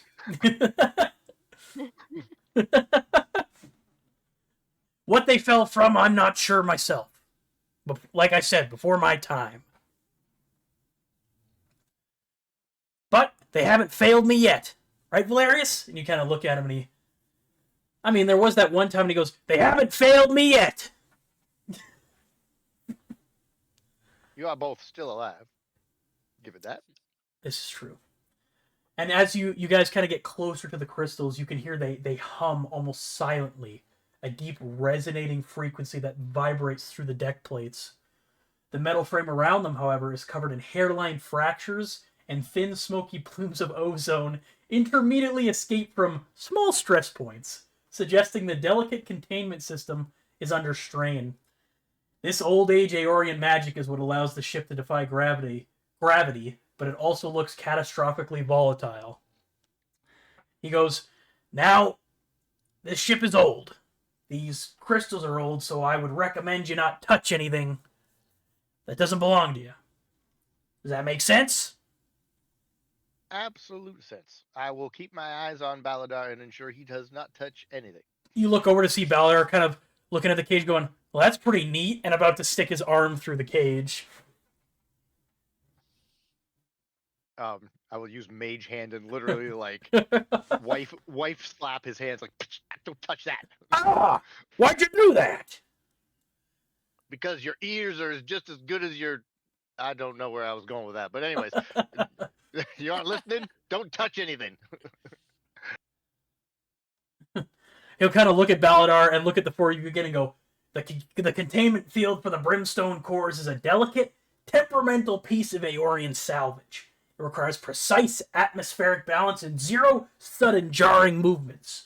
If one of you so much as breathes wrong near these blue rocks, we don't just crash. We become the world's largest blue crater. Do we have an understanding? I have an understanding that I will not become a blue crater myself, but sure. Good. And he kind of looks around and goes, I'll be honest, though, I ain't no captain who's flown an airship, so I'll have to probably hire some captain for you. Crew. You haven't flown this thing before? I thought you were mentioning that you had taken some trips. No, I've taken him on the rides, but I've hired offhand captains to go. I can't. I'm a navigator. I can't fly the ship, though. Oh, we have a captain right see. here. I mean, I've piloted a ship on the seas quite a few times. I mean, I kind of take a look around. Hey, I mean, do have a manual I could take a look A at. manual. Amazing. He goes, I mean, I think I got a manual lying around here somewhere. He starts kind of like kicking through the arcane drawings and everything before he comes to like a large leather-bound book that it looks like he's personally made and sketched everything out. I mean, this is the best I can do for you, as he hands you the manual. Well, I'm sure it's not too dissimilar from ships I've piloted before. And any of the gaps that I'm missing, I mean, I'm sure we can find some help. I'm sure it's just as easy as being on the ocean. Sorta. I mean, not really, but you'll get the hang of it.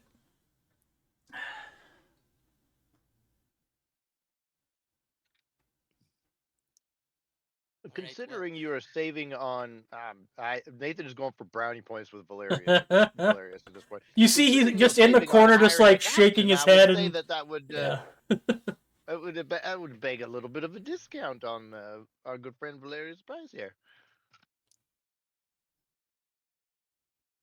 You see, Valerius kind of looks at him with a bit of hope. Make a persuasion check with disadvantage.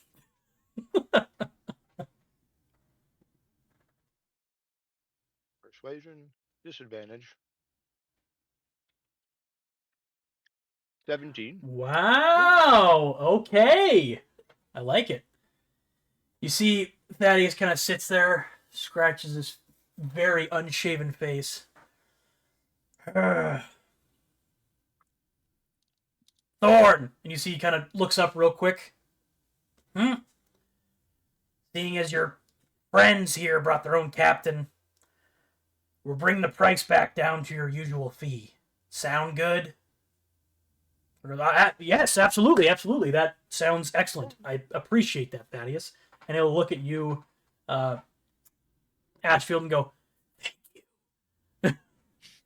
I will try to give the most subtle wink ever. Well, as I said, she won't be ready for a couple hours, so I'm gonna get to work.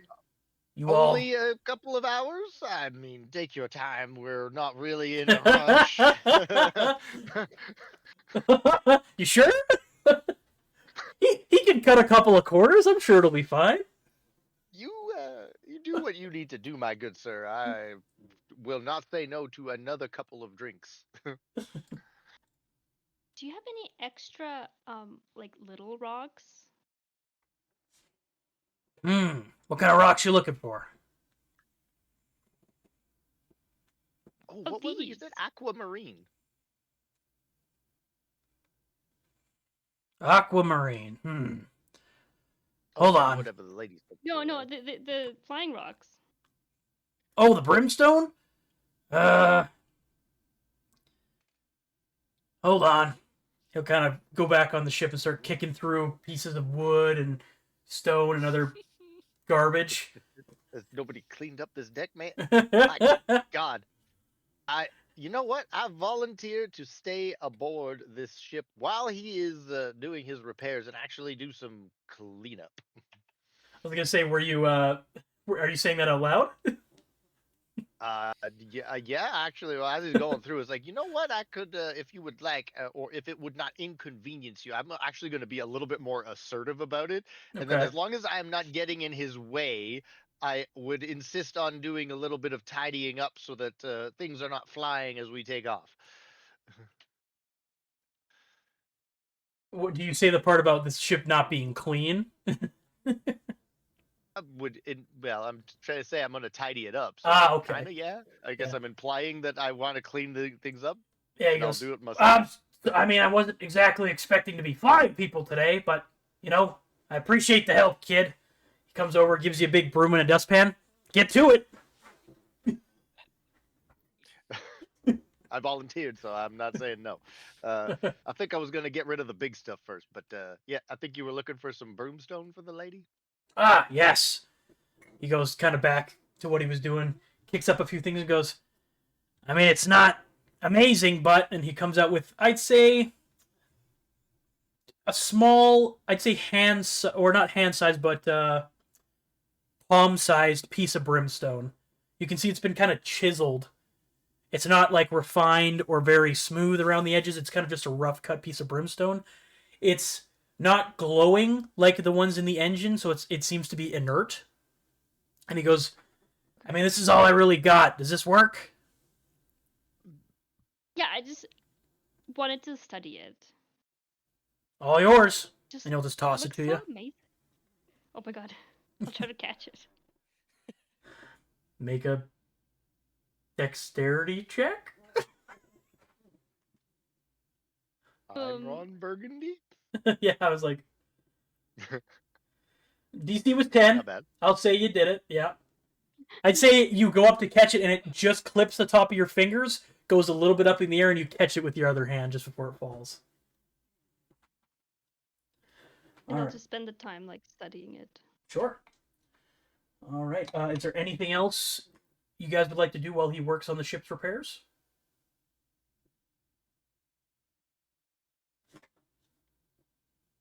I'll just read through this manual. Sure. I'd say the manual itself, it's almost like chicken scratch, his writing. So it's a little not fun to read, but as you kind of flip through it, you realize it is basically just a ship on the ocean, but there's a few more complicated things you have to do at the helm. Other than that, it's not really that hard to pilot because of your experience. Okay. Okay, so you're spending time in the manual. Z is cleaning. I guess Baladar. What do you think Baladar would be doing? Asking if there was anything around there to eat or nap. Yeah. Nap's a good one. I'd say he'll walk around and see some like old scraps of food on some of the plates. No idea how long ago it's been sitting here. You just I'd say Z make a perception check while you're on the boat. I will make me a perception check. Because yeah, you'd be up here, Aura's down here studying. You're over here studying the manual. 14. 14. As you're kind of throwing some of the bigger stuff down into what looks to be a garbage pile, you see Baladar slinking across some of his workshop tables, and you see him pick up what seems to be a piece of food and goes to put it in his mouth. I know better than to try to stop him. Yeah, you make eye contact with each other. He goes, as you do, he just slowly puts it in his mouth and starts chewing on it. Like a fucking kid. Yeah. He goes, it's delicious. A little chewy, but delicious.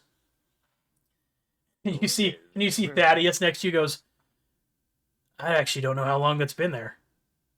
I'm sure it'll be fine. Do we need to buy supplies?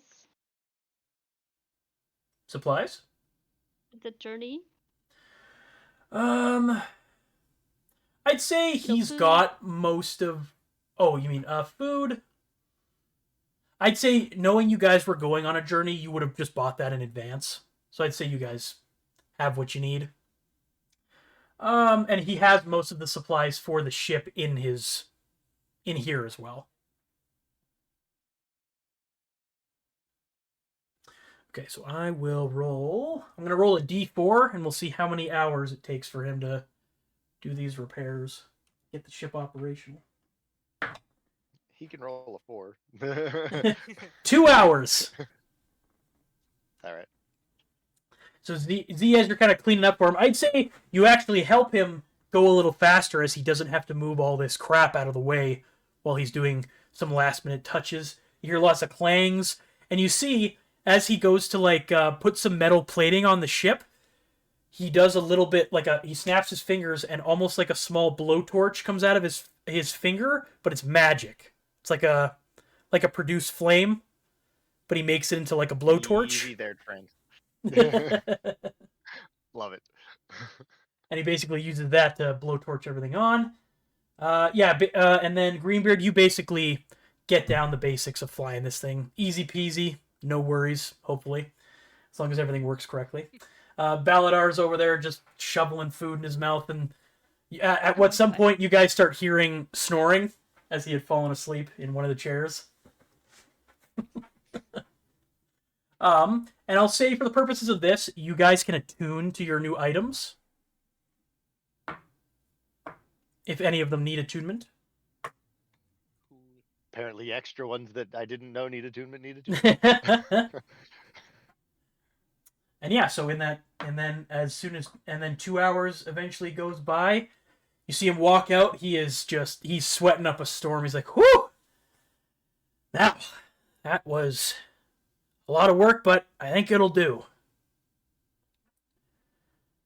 Oh, I suppose we need ourselves a crew. Any ideas? And I'll kind of look at the lot of you.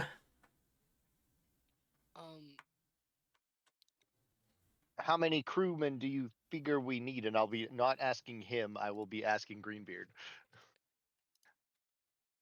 Yeah, will Captain, how many people we initiate need on this. deck? Yep. We'll need a helmsman, at least someone to sit up in the nest. I mean, honestly, you could probably reach out to Xander, get ourselves a pretty sizable crew, and he's a best helmsman I've ever met. Ah, you guys are full of surprises. Great.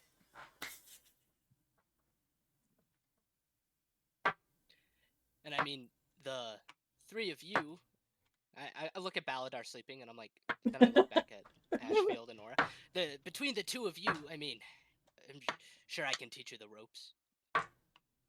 I will point out that while it appears that old gnomish men seem to think I have musculature behind these drapes of mine, I absolutely do not.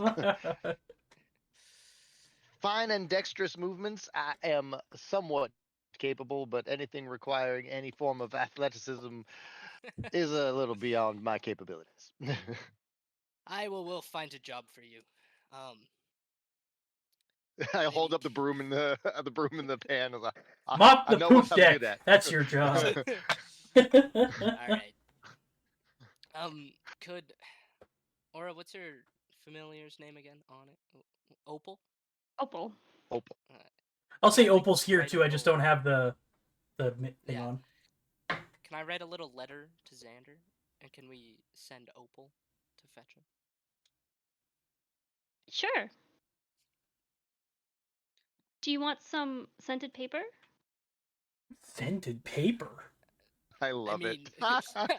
I look around at like all the paper that this guy has, and it's just covered in oil and grease, and I'm like, yeah, Here, that'll probably this be a smells little like bit better. rose.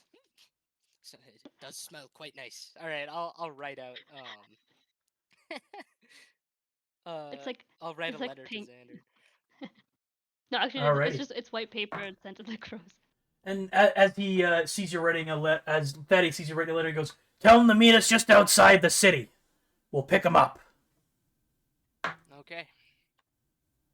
All right, I'll sign my signature. I'll kind of attach it to Opal. Yeah.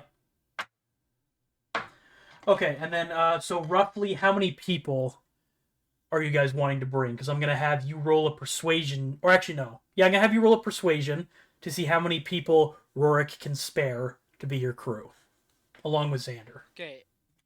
Yeah, well, realistically, we'd need, like, Xander, and then we would need, like, deckhand. I have this in my notes. Good man. I was like, I'm like Travis. He knows everything about a boat. Me, Xander, and then Baladar obviously can do something. We'd probably need, like 4 or 5 people, including Xander. Okay. So it'd be Xander plus 4 others plus your 4. So about Yeah. Okay. So yeah, roll me a persuasion check. I'm gonna say because you have Xander, you'll do it with advantage. Cool. I'm gonna give this like a DC. Let's say DC 20 to get Man. to help for him to spare that many. Yeah. call. All right, 15's not bad. So you said you needed an extra 4. I'll say you got 3. So you'll be down 1 man. Okay. So yeah, in response, Andrew will be like, me and a couple of the crew will meet you just outside the city. I don't know why I did a pirate voice. Just outside the city. There we go. All right, so yeah, you guys got your crew. You guys got your ship up and running. Is there anything else you guys would like to do before we hit the road?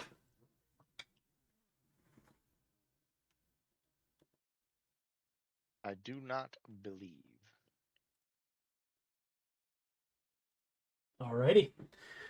You watch this, Thaddeus. Ugh. All right, let me get cleaned up. And he snaps his fingers again, and you watch as he prestidigitations himself, completely clean, as he takes off the apron. He goes and gets a small I can't remember what they're called. The helmets that have the goggles on them. Does anybody know the exact name of those? Oh. Like an aviator helmet? Yeah, aviation like an helmet. Yes. aviator's Yes. cap or something? So he gets himself a little aviator's cap, puts on some like traveling clothes, gets some rations in a backpack, and then he walks over to. You see in this giant cavern, a lot of the walls are covered in bookshelves and tables and everything. One of the walls is just completely empty, and I'd say it's about 40 feet across. I'd say this chamber is probably, gosh, I don't know the dimensions. We'll just say 40 feet across. And you watch as he walks over and pulls a lever on the wall, and you hear like a crunching and a shifting as the wall itself opens and reveals the outside. That is how he gets that ship in and out of here. A large secret door. Dope. Not gonna lie, that's impressive. He walks up and he How goes, did you I make know. it? "Oh, I'm a." Baladar wants to examine the stonework of it. Baladar walks over and goes, "Yeah, it's stone." Accurate. He goes, "Well, I've been doing this many years. I'm a very good craftsman. I don't need everybody knowing I got one of these bad boys." Aye, well, it's a mighty fine ship. You know, smooth seas never made a skilled sailor. It's something I've learned quite a bit in my days. This guy gets it. All right, you watch as he pulls off whatever tarps are left, moves the scaffolding aside, and he walks up to you as you're at the helm on the wheel, and he goes, "All right, press this button down here." And there's a small button just underneath the wheel.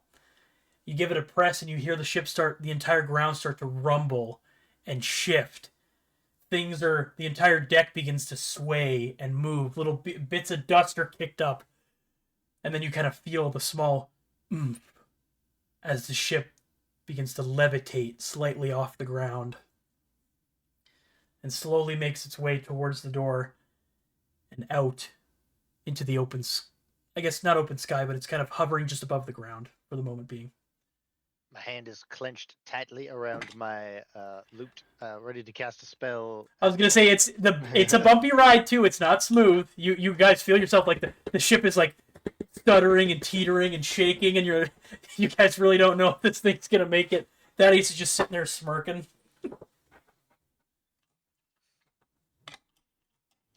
Yeah, Greenbeard's definitely like what's like the wheel starts shaking and everything. Yeah. He's very confident upon starting it up, and then the minute the whole thing starts shaking, he's kind of like, okay. Oh, come on, baby, come on!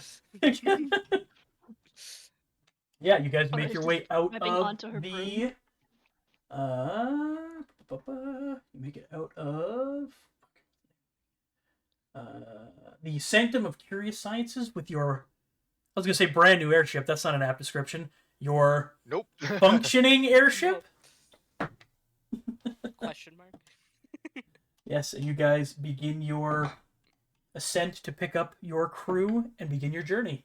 And we're gonna take a break because I have to pee. So. take a little 5-minute break. Alrighty. Alright. So what's Thaddeus is a navigator? Is that what he said? Yep, he's like Orly. Ah. Yeah. Captain. All right.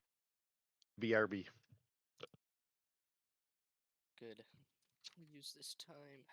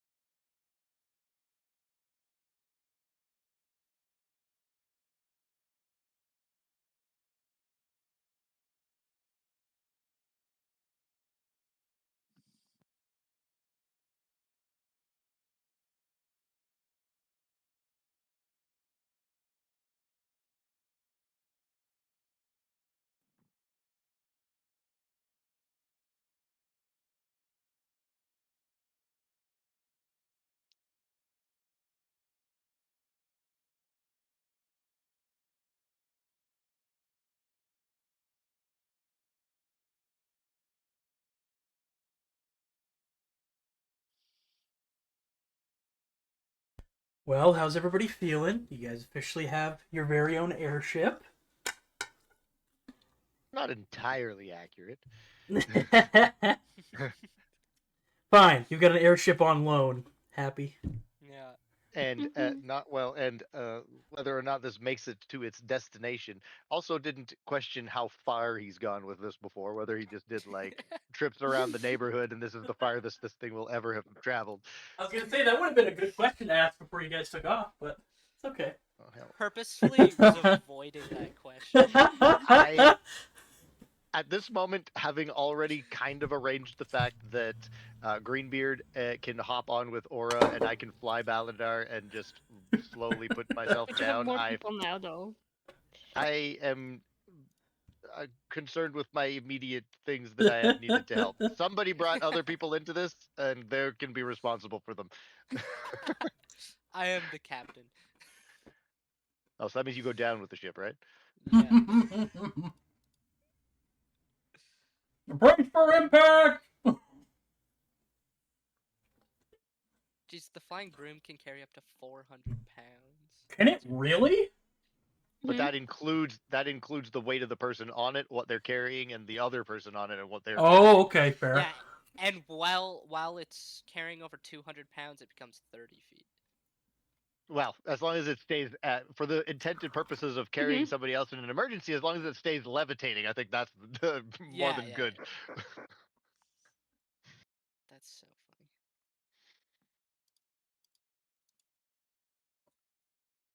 All right.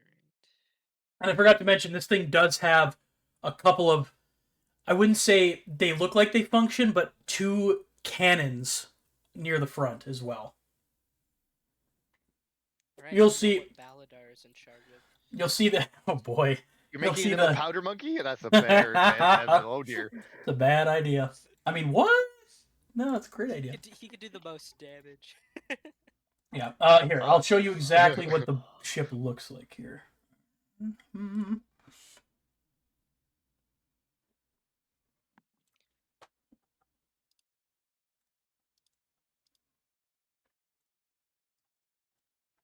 Perfect. I'll Let have me my grab page up. Sander. We are flying. Yes, indeed. Oh. So for the purposes of this, if you guys were to take horses, I'm going to say Thaddeus will ask for a destination after you pick up Xander and the rest of the crew.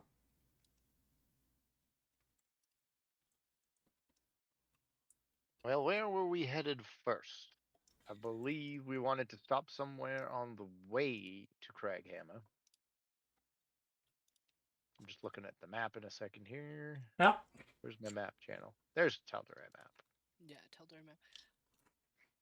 I think we had agreed on Craighammer Ooh, I think it because was we were yeah, was gonna it stop in Westrun if we had to take horses, but Aura really wants to go to Craighammer first. But it's on the way, right? I think we were gonna stop because it's Okay, on the yeah. way. in realistic, yeah, we could. It would be a very. It looks like it would be a very short detour, like 2 degrees out of the way, really. Yeah.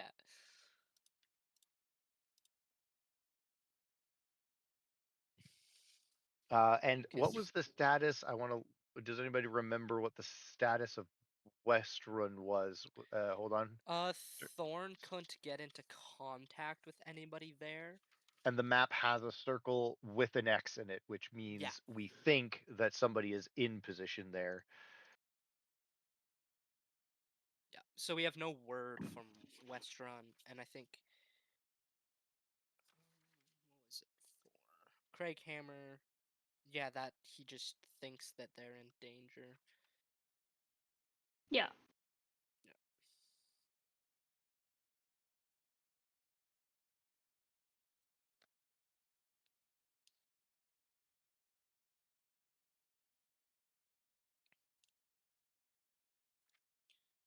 So then Westrun, well, Craghammer via Westrun, I guess. Yeah, we'll stop in Westrun.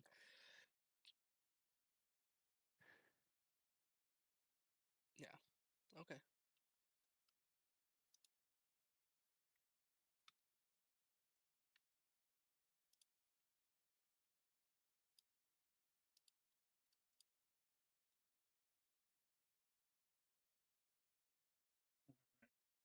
Yep.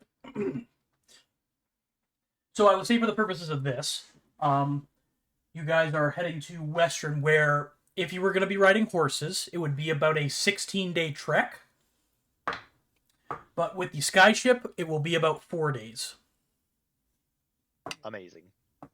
Good thing we didn't take horses. I'll see you. I'll be back in a month.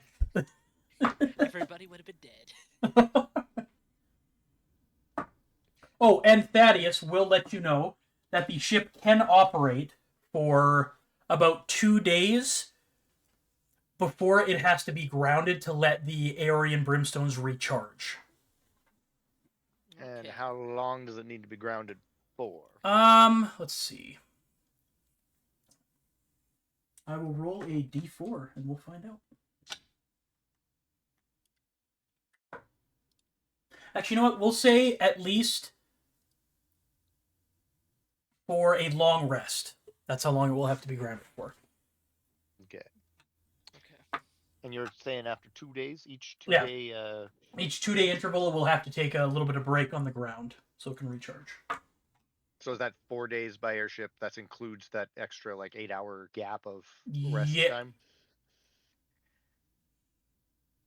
Oh, then no. Then it would be a 5. No, you know what? Yes, we'll include that. So yes, 4 days. Okay. One of them will be a grounded rest day.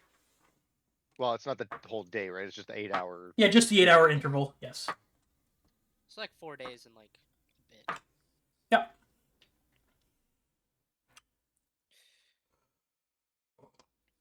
Alrighty. As you gather your crew, you set a destination.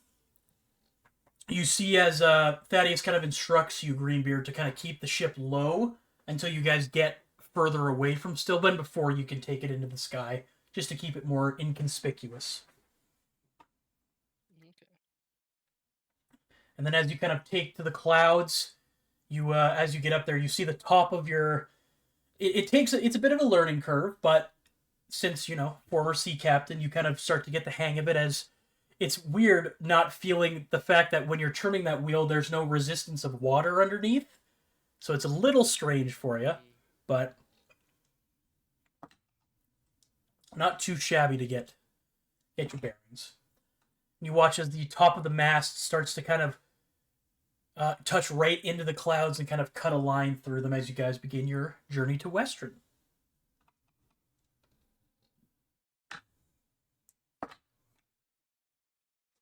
So I would like everybody to roll a d20 for me. As we leave, and everyone's on the ship, Yeah. Aura's just gonna give like a short thank you speech for everyone helping out Sure. to give them some temporary HP. Oh, nice. And actually, we'll just say one person will do a d20. So Aura, you know what? We'll have you do the first one. Okay. 18. Very nice. So everyone gets Oh, sorry. 10 temporary HP. Alrighty.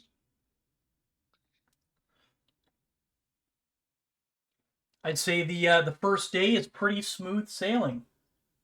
Yeah, the crew begins to get acclimated with their duties. Greenbeard, you start dishing out instructions to everybody. I will ask you though, what positions of the ship do you give your group mates? Yeah, I was just about to say. I think I call like once we've taken flight and all the other guys, I call the three of them up Mm-hmm. to the helm. All right. Listen, I'll be honest with you all.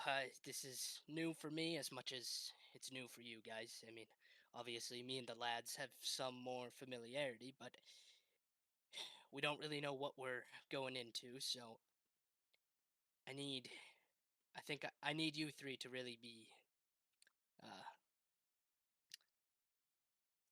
helping out.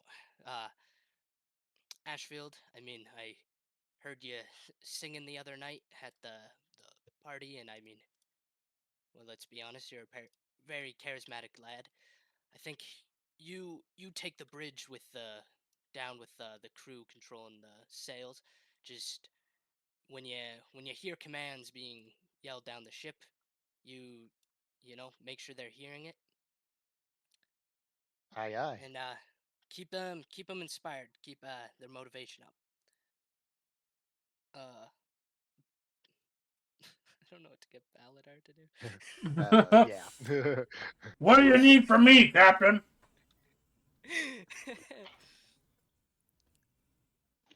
Hi, Baladar. You're very strong.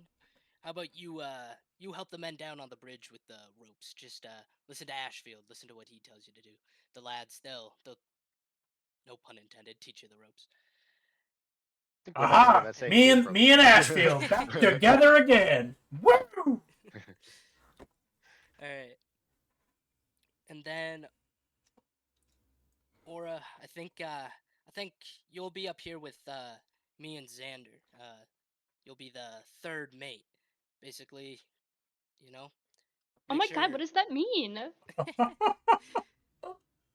basically you're directing the bridge team. Anything Xander tells you to do, you shout it out for all to hear. And you know what? Make sure this boat's staying on track, and everything's going smoothly. I'm kind of taking the position of captain and helmsman today, so I'll need the extra pair of hands up here. Aye, aye, Captain. Sound like you said aye aye. Aye aye, Captain. Something's broken. All right, every ready about lads? Well, we're about to reach. I kind of look over at Thaddeus, and I'm like, as we're cresting up, and I'm like, all right, we're about to get up there. This is where the fun begins. And yeah. Perfect. As everybody gets acclimated with their new roles, you guys have a very first smooth day of sailing. I'm not sure if you guys use any items or anything, but you can all take a. Actually, yeah. As the night kind of starts to crest from dawn to dusk, it's kind of a neat sight to see. You watch as the sun goes down and the clouds disappear, and then you look up and all you see is stars, and the moon is so bright and it feels so close. And all of you, if you would like, can take a long rest. Um, there will need to be somebody manning the helm while you all rest as well. You can do that in shifts, or Thaddeus is willing to take 2 hours off of that. He'll do a watch on the helm if you'd like him to. Yeah, I think that would rotate between like me and Xander Okay. throughout the night.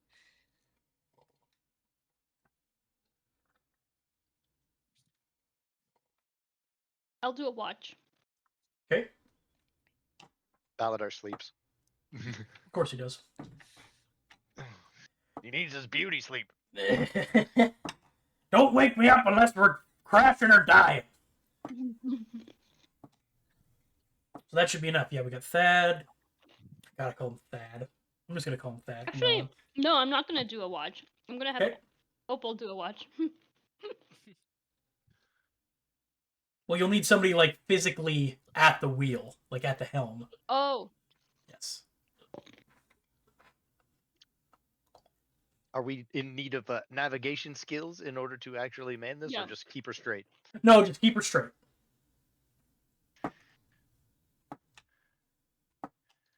I'd say there is a bit of like an autopilot system per se. You just got to have somebody there to course correct in Okay, case it I'll do doesn't it work. Okay. Let me. Yeah, we it have. can switch out between like kind of like me, and then like Xander, and then Aura, who I picked as the third mate. Like that would Yep. kind of rotated through us. Yeah. Well, and then Thaddeus will take the fourth Okay. Cool. because it'll be an 8-hour interval. So. Okay. Who would like to do the first? I'll do it. Alrighty. As everybody else goes below deck into their respective quarters, Greenbeard, you watch as the night sky passes you by. Make a perception check for me. Okay.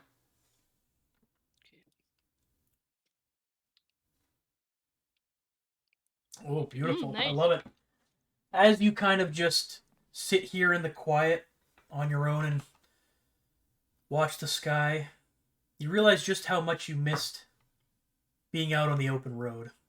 Well, the open sea, but I guess the open sky will have to do for right now.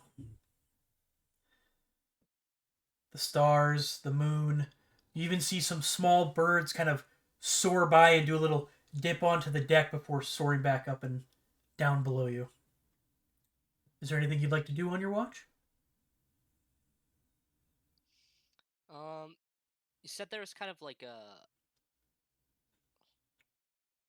there's like a little bit of an autopilot feature. Yeah, like if you can leave it for probably like 10 minutes and then you got to just kind of come back and make sure it's still. I'd say it's like the cruise control button on a car, but it's got to be like pushed in at all times, and sometimes it'll come back out.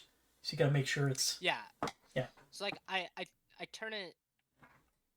I turn that on, and I just kind of like sneak down really quickly to like just the mast. Yep. Of the ship. I take out a single gold coin and I slip it underneath, and then I go back up to the helm. Okay.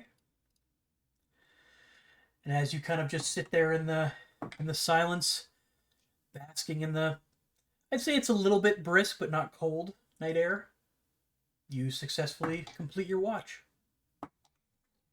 Who would you like to wake up next?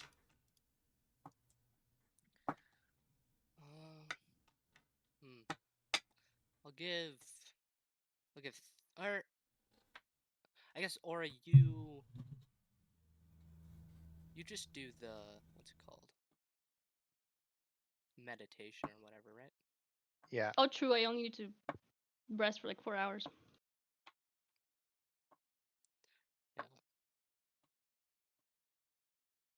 Alright. Yeah. So I'll get like Aura next, and I'll kind of like bring her up to the helm and just show her like the basic things.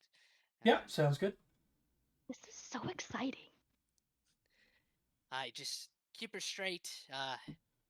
Anything happens, just start screaming. That's usually what we do back in the Adventures Room. Oh, I'm good at screaming. I. That's why you're the third mate. I like how there's a first and a third. There's just no second mate. There's a second. Who's the second mate? Technically, that's what Xander would be. Well, because you're the Who's the first captain, mate? he would be the first mate, Yeah. right? But I'm technically sorry. This is like above. I'm technically doing 2 roles. Like Oh yes, that's yes. You're technically the captain and the first mate. He'll be the okay. You know what? That's fair. Yeah. All right, Aura. Greenbeard kind of shows you the basics, what to do, what not to do, and he heads down to the captain's quarters. I'd like you to roll a d. Oh no, I think you. Did you roll? Oh yeah, roll another d20 for me. Or perception. D20? Sorry, perception. Sorry. Not too bad. You kind of sit and a nice breeze kind of goes by. You watch as the airship itself goes through some clouds. You can even like cup some of the cloud in your hand and kind of look at it at a close view. This is completely unique. This has never happened to you before. You're kind of interacting with the clouds themselves.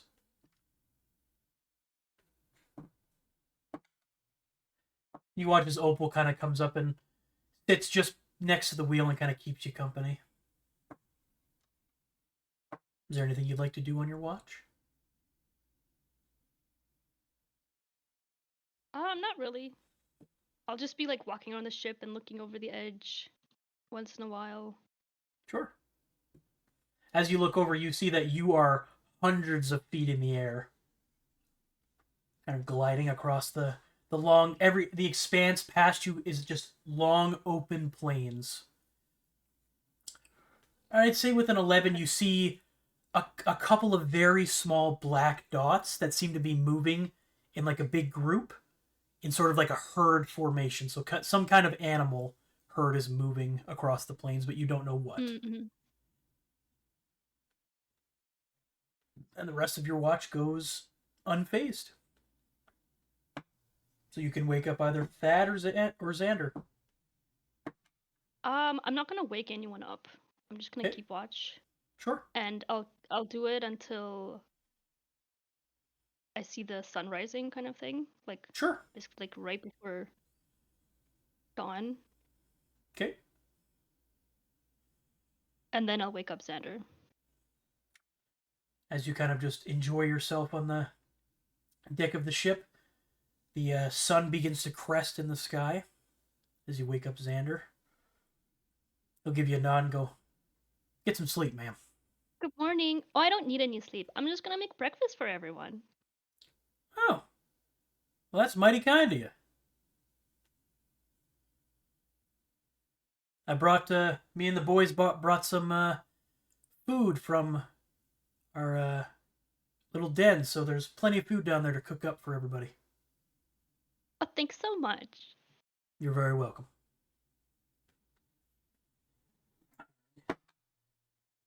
Good. So, or as you're cooking and doing your thing, you notice Xander does take a couple sneaky glances at you just to admire you, but other than that, nothing else happens. As the sun fully rises, you all complete another long rest, even though you didn't really need it, and your second day on the airship begins. Is there anything you guys would like to do, or just the usual routine?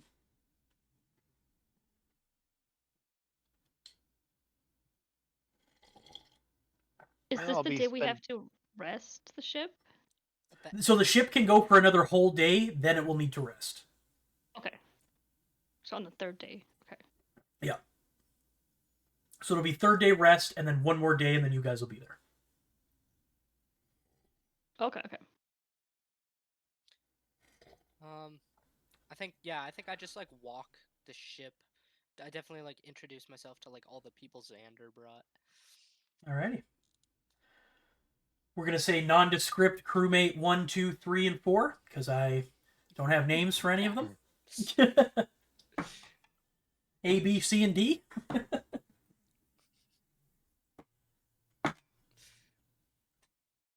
Captain, I'll have you roll a d20 for me.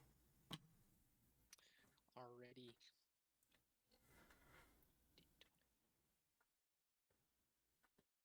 Oof. Alrighty.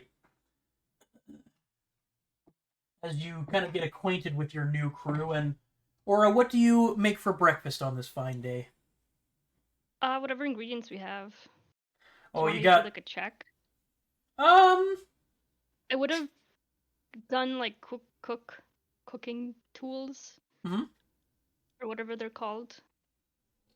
Can I change it? What are those Change called? it. Just cooking. Is it just cooking utensils? Cooking something? I Think can't remember. so? Yeah, I think I Nathan. believe Would you so. know that? Is it cooking utensils? Yeah, I think it's just cooking utensils. Okay. Or cooked utensils or chef then, utensils or something yeah, like that. yeah, something like that. Let's see. It would probably be. Gotta check what that be. Cooks utensils, there it is.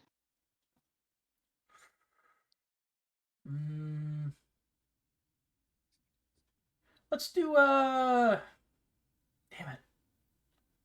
I guess performance, just to see how good of a cook you are. And I think the tools add your proficiency on top of that, right? If she's proficient, then yes. If she's also proficient in the skill required, then it is proficiency with advantage. Okay, So then you it's, can. 19. You can roll with advantage because it'll be proficiency with advantage. I don't have proficiency with Oh, you don't? Oh, okay. I performance, thought yeah. that no with okay. Oh, with the cooking tools? It's technically with whatever the skill, whatever the so if cooking tools are charisma, like yeah, I guess okay. If it's performance, then yeah. I'm trying to remember what cooking tools was because I was trying to do it with Lilith, and we had it as I think the default is wisdom for them, but Keith let me use int Okay. as the skill check. But that also doesn't tell me what the actual skill check is because you have to pick an associated skill check. So if Jay's picking performance, then that's a yeah. Okay, so it's with advantage? Yep.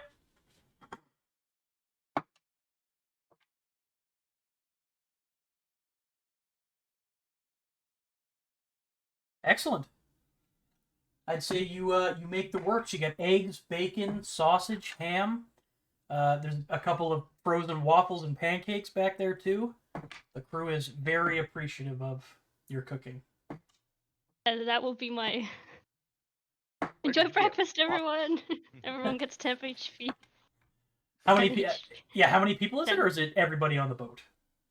I think it's like up to like 30 people. Let me check. 30. Holy crap! Was it like Because I think it's the inspiring leader feat, right? Yeah. No, it's everyone. Oh, up to 6 people. Okay. So it'll be everyone in the party, Xander, and then I guess the navigator. Alrighty.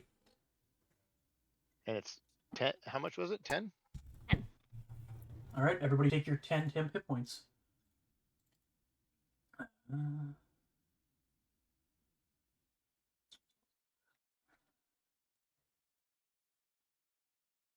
I realize I don't have a bad token.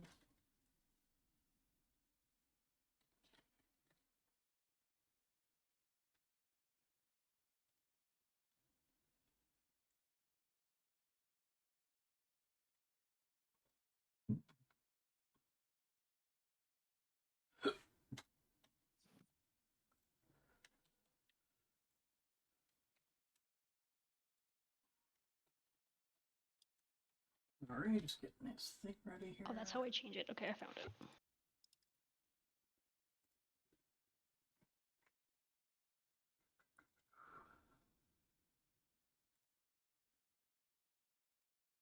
Alrighty, there we go. Thaddeus is on the road with you. So get him 5. Make sure you give. Oh, I can't give Baladar his.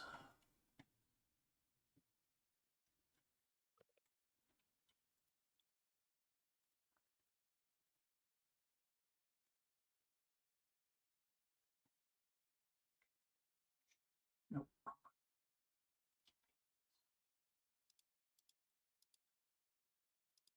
Should just have Keith's sheet open in case I have to change anything else.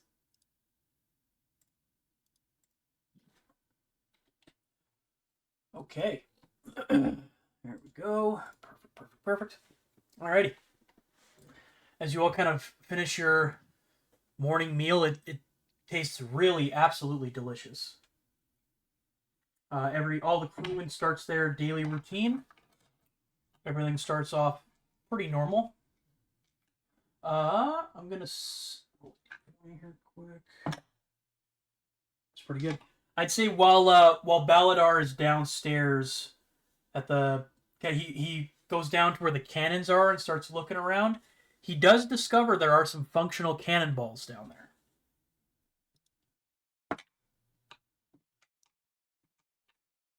So those can be used. So yeah, the day kind of starts off pretty normal. I'm gonna have everybody make perception checks for me, please.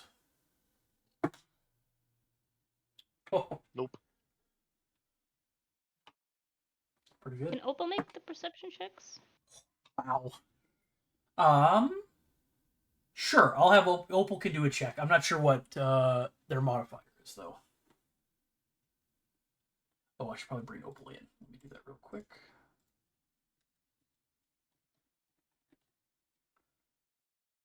Sphinx of Wonder. So tiny. There we go. Just a wisdom check, right? Yes. Yeah, perception is wisdom. Yeah. Or no, perception. Yes, perception is wisdom. Yes. I'm losing my mind. Yeah, it's wisdom. I don't know why for some reason I thought it was intelligence. Okay, Opal with a 5, Greenbeard with 17, 9, Aura. Alrighty. So, Greenbeard, you're up manning the helm right now, and Aura, I'd say you're up there helping with other duties on the ship. And you and Greenbeard seem to clock it at the exact same time. A couple of small sort of dots on the horizon that seem to be heading in your direction. They kind of look like the birds that you guys saw yesterday, but as they get closer, they get larger and larger. And before you know it, swooping down towards the ship are some manticores. Their heads chomping at the bit, seeing that there is now fresh prey in their feeding zone in the sky. I'd like everybody to roll initiative, please.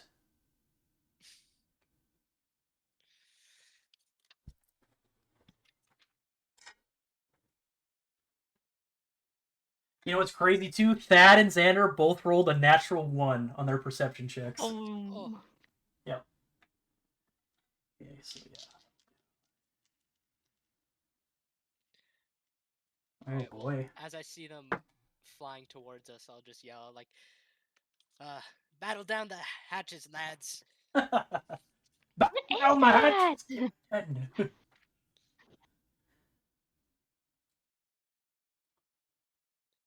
was gonna say, I'm not sure, or I don't think you've ever encountered manticores. Oh no. I'd say Baladar definitely has, knowing his history.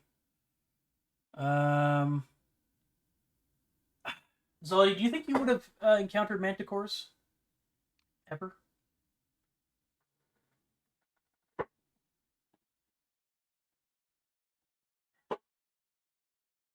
Nathan? I was muted. Oops. No, I don't think that I would Okay. have. I mostly stuck to cities and would have not been much of a monster Yeah, fighter. absolutely. So yeah, you, Aura, and Greenbeard, and Xander, and you know what Thaddeus? No, he's more of a city guy too. Nobody except for Baladar knows what these creatures are. He just goes, "Everybody hit the deck!" All right, so Xander got a. Can you do me a favor and equip Baladar's javelins? Yes, I can. Because they're not actually equipped, so I can't see them in his attack section. There we go. And then I gotta roll. How far high are they? How high are they? I'm gonna say from their vantage point right now as they swoop in, they're gonna be about 20 feet in the air. Okay. So 20 feet above the deck. Yeah, above the deck.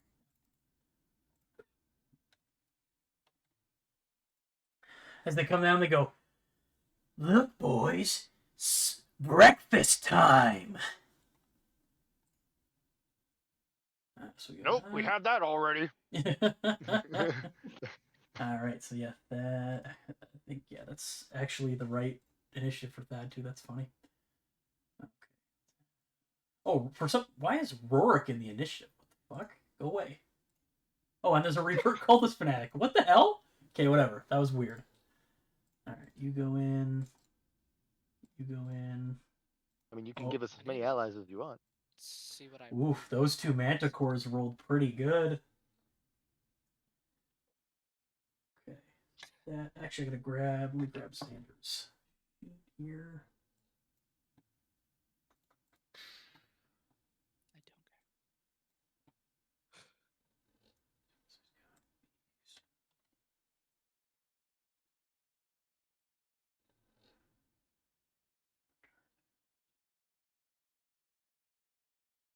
don't care. Is level 5 rogues, that's 3d6 for sneak attack? I believe so. Xander was a level 4 rogue when he helped you guys, so he's now level 5. I'm checking real fast here. I think I'm gonna make him his own character just to have with you guys because he's gonna be a full-fledged NPC. 5 is 3d6, yeah. Okay. Yeah, 3d6. And then it's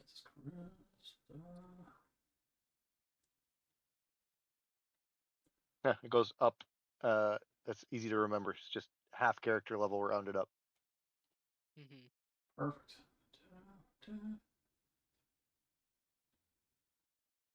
I'll forget that next time I'm trying to figure that out, but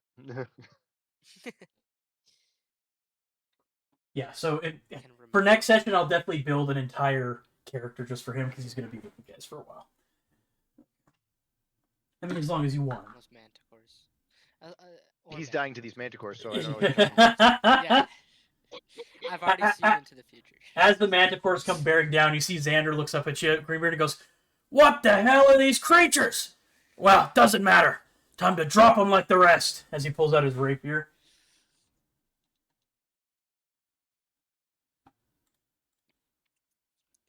All right.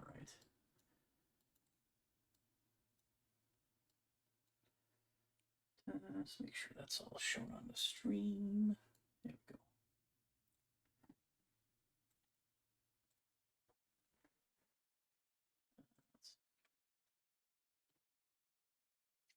Nope.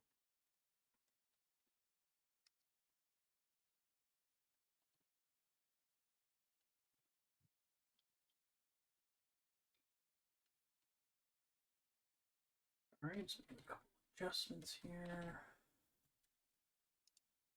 I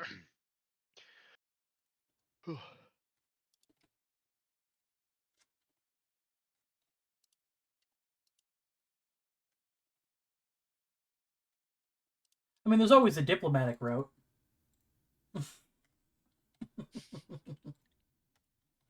Is the Manticore going first? Yes, it will be. Which Manticore is this? So the Manticore closest to Xander will kind of be flapping its wings, looking down and going, "Ah, you look delicious," and it will dive bomb Xander. Oh my god.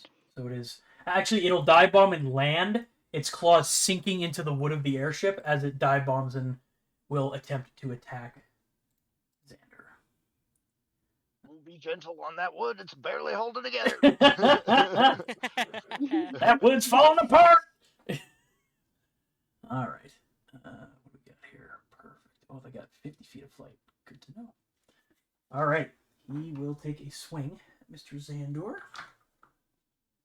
So make sure you don't have any. Shit. No. Okay.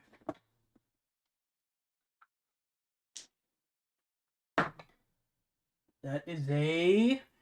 You watch as one of the Manticore's claws comes down for like a throat strike. Xander puts his rapier up just in time to catch the claws and stops it. It will go for a second strike.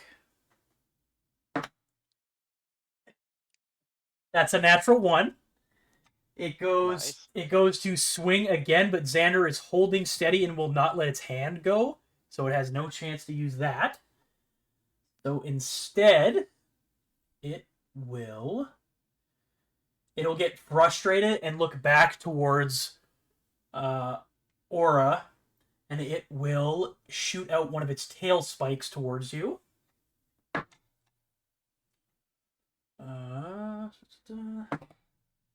Ooh, that's a 20 to hit. Yes, that hits. Okay. So that'll be okay. That is 6 piercing damage.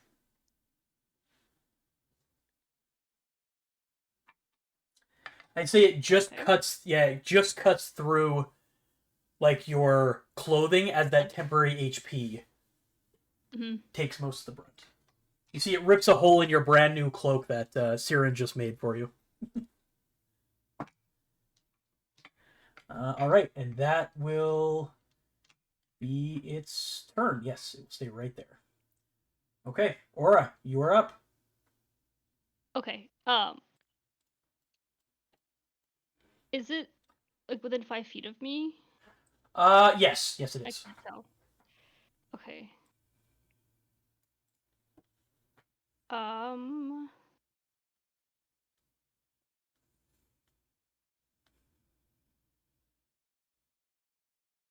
I'm gonna disengage Sure.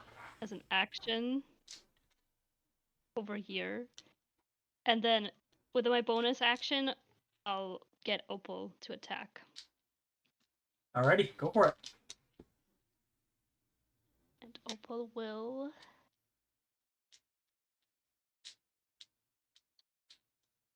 We have like wait, it has to roll its own Yeah, wonder if I can... initiative though. I forgot to roll initiative for Opal. No worries. What were you saying, Nathan? The characters look like they have an extra blue ring around them. Nothing pertinent at all. Oh, something happened. No, I was just fixing the map there. I wanted the... I think that's. There we go. That's more. That's the tokens being a little Oh. more fitting to the ship. There we go. For some reason, it swapped my initiative with Opal's. That's odd. Because Opal got a 16 and you had a 17, right? Yeah, Okay, there but we my go. initiative is actually 17, and its initiative is a 4. Oh, okay. Opal's Gotcha. initiative is a 4. Yeah. Just do that. There we go. I'm a little bit confused. Mhm. So, because he gets his own initiative, but it says that I can use a bonus action to get him to attack. Would that be on his turn that it would attack, or on my turn? It's a new thing. It's like Pact of the Chain quick attack. And it doesn't say he gets his own initiative and turn and everything? Yeah. It just says you can command the familiar to take the attack action. Okay, so then I think when you command him, that will be his command when it comes to his turn. Does that make sense? I think that makes sense. Yeah. Okay, so yeah, when his turn comes in the initiative, he will attack the I mean, Manticore. I think it's on my. So I'm confused because it says for the attack, for Pact of the Chain attack, Mm-hmm. I can forgo one of my attack actions Mm-hmm. to allow the familiar to make an attack as a reaction. Okay, so that means he's using his reaction to do it on your turn. Okay. But then the quick attack is just that you command the familiar to take the attack action. So Yeah, yeah, you that can sounds like he would do that on his turn, and then the reaction attack would happen now. Is what it sounds like. Okay. I'm not doing the attack. It's just the quick attack. Just quick attack. So Okay, on yep. it's his turn. He will attack then. Okay, sounds good. So that was that Manticore. I don't know why these initiatives got swapped, because it was Manticore you, then it was supposed to be Manticore again. I don't know why it's doing that. Can I move them?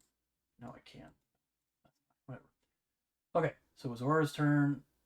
Yeah, Nathan, do you know if I can swap Aura in that second Manticore's turns? It was supposed to be Manticore, Aura, Manticore.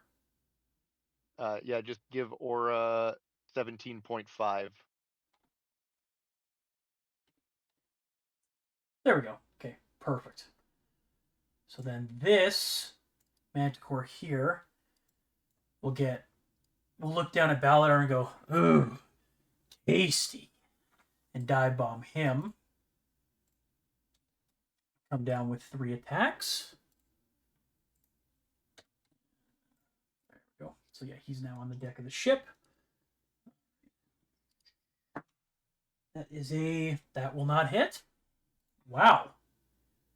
These Manticores are rolling like shit.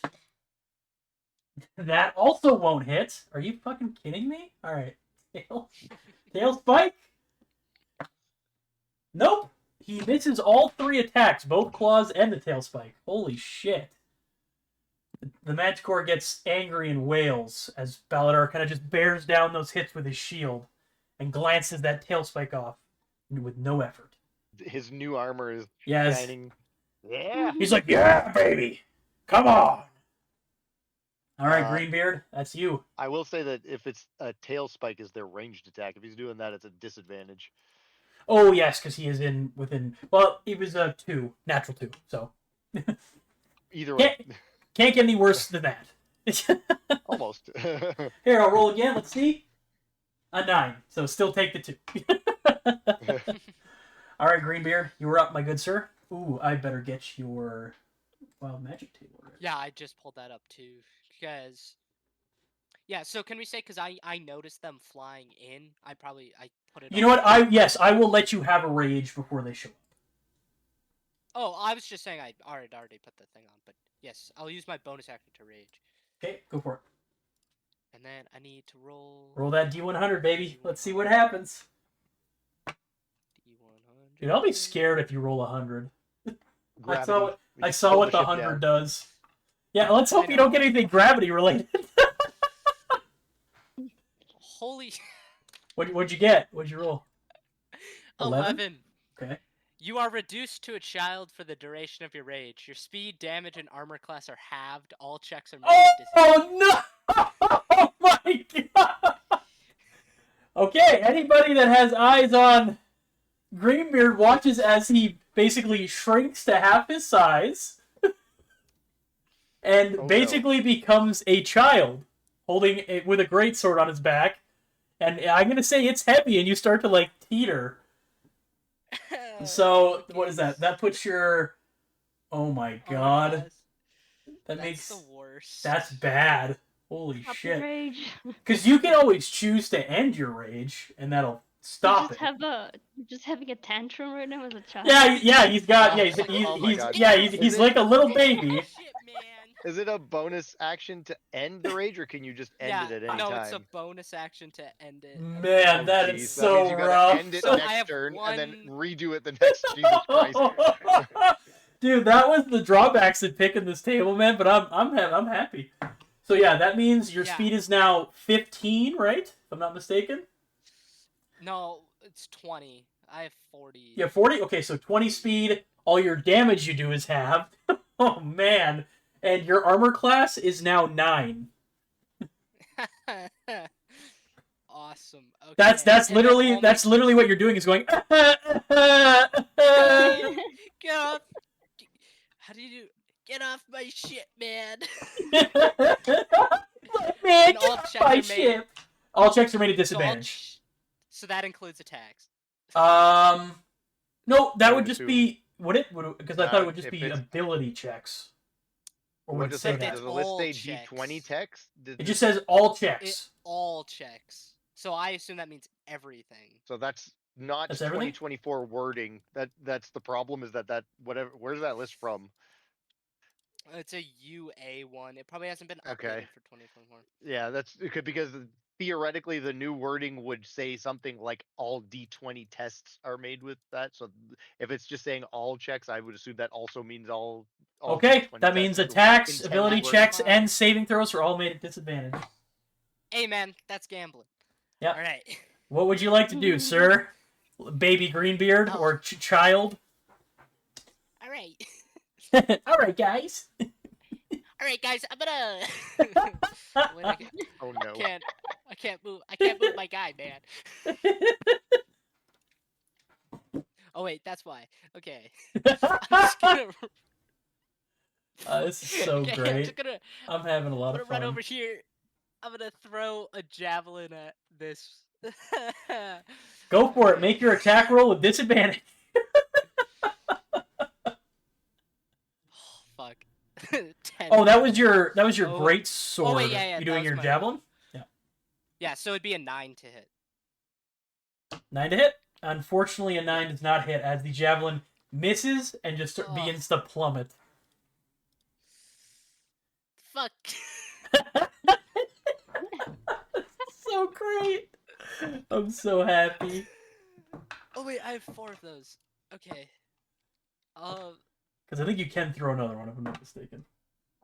Oh yeah, I have 2 attacks. You have That's 2 right. attacks. Yeah, like 5. Okay, I'm just sorry. I want to make sure that I'm keeping track of these. Okay, I have 3. Okay, I'll throw one more. Okay.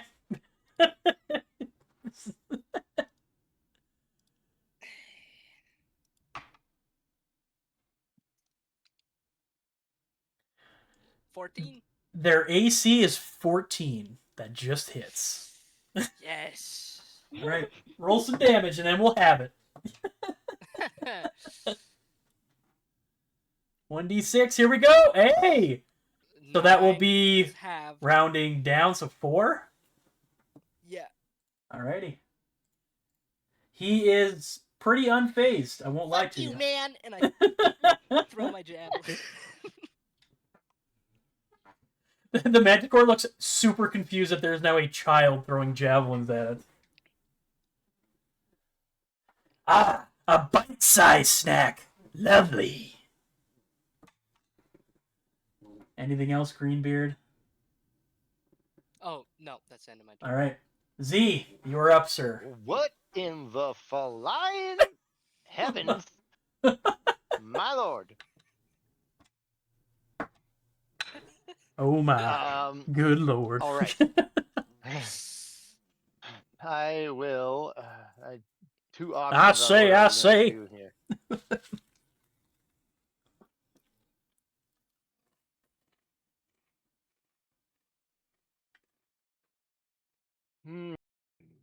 All right.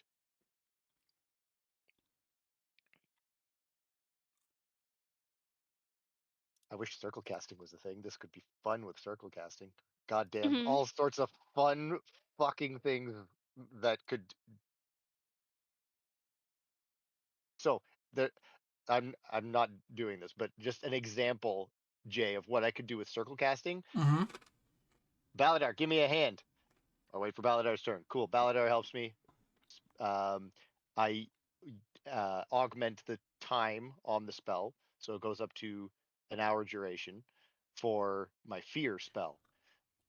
In 30-foot cone, they have to just flee. They do not get another check until they are out of sight of me, which out in the open air like Whoa! this is a fucking long time. Uh-huh. Until they cannot see me, they do not make another save. So that would literally take, if I could catch 1, 2, or all 3. I can't in a 30-foot cone. I definitely couldn't catch 3, but I could catch at least 2 of them, and they would just fuck off until they couldn't see me anymore. But that would be the fun times of magic casting, and I'd have to wait for Baladar's turn. And if one of them hits me in the meantime, I lose it. I have to concentrate until Baladar helps me.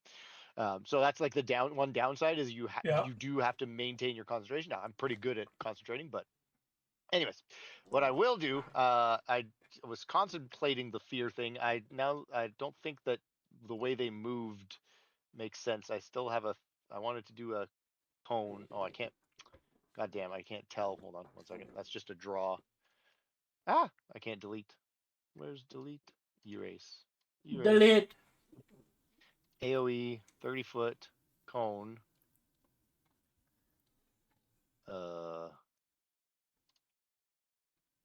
Is this size. I don't think I can catch. Maybe I can. Not really. I'm trying to catch both of those fuckers in this cone. It looks like you'd have to go one or the other. You would also catch Opal in one and Baladar in the other. Baladar, I'm not too worried about. I'm trying to get an angle here. So if it was like that, is that? It's not really covering half their tokens. They're spread enough it's got to be half. Okay. Okay, so abandoning that, I was hoping they would potentially move into closer. Abandon ship. No, not ship, not ship. Calm down. Just jumps over. Ah! Okay, well they're don't want to do that then, so I will. They are within 60 feet of each other. They are. So, I mean, I'm kind of just leaning towards the classic chromatic orb after activating my innate sorcery. Hold on. Alrighty. Hold the phone. Hold the phone. Innate sorcery. Where do I turn it on? There's a place to turn it on. In the little debuffs bar. Yeah, there's a way actually in the sheet to do it though. It's not in the debuff bar.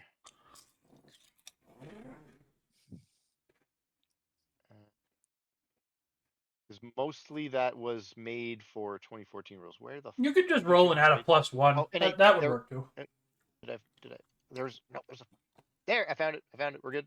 Activate. Okay. We're good. I knew it was there. It's just D&D Beyond needs a fucking overhaul. And then I will do my chromatic orb. I'm gonna do it lightning this time. And what level am I gonna cast this at?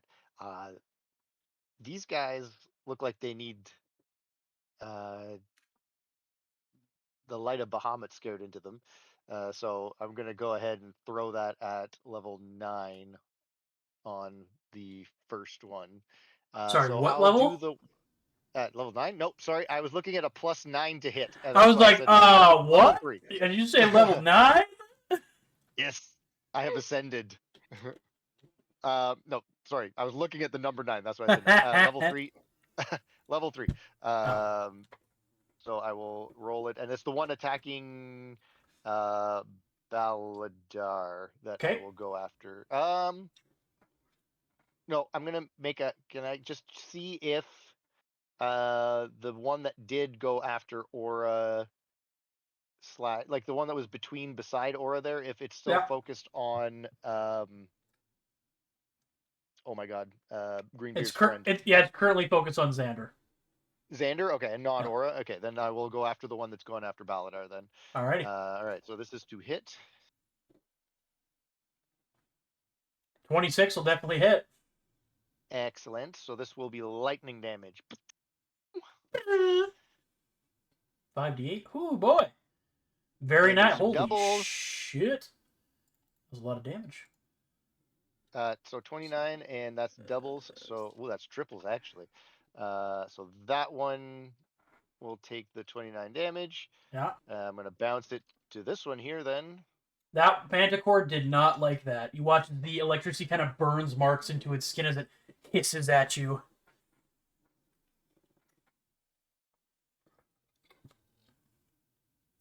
Ooh, less good. 18, but still 18 I will still hit, hit. yeah.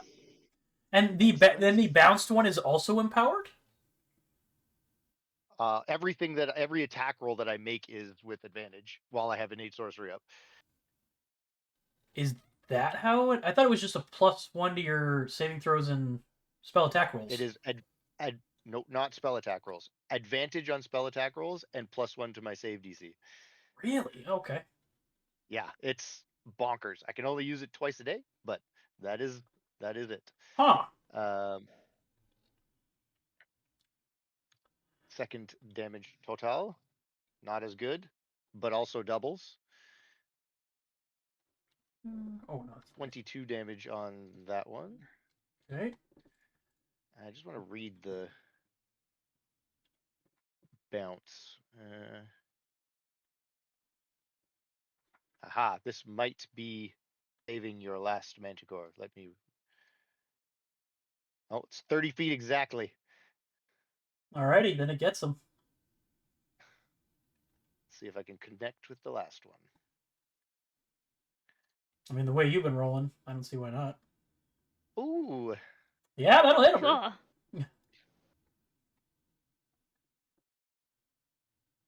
Oh, low roll, 21. And there's one of my level 3 spell attacks. All right. Oof. Those were some big hits on those guys. As your chromatic orb zips back and forth to all three of them, scarring them with this electricity. As soon as they kind of shake it off, all of their eyes turn to look right at you. I'm just thinking, please, Dad, they're gonna die.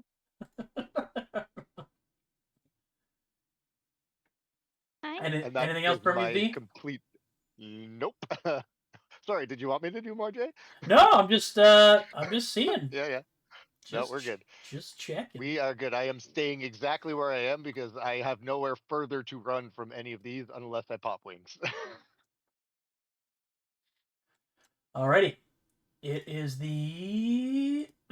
this Manticore's turn.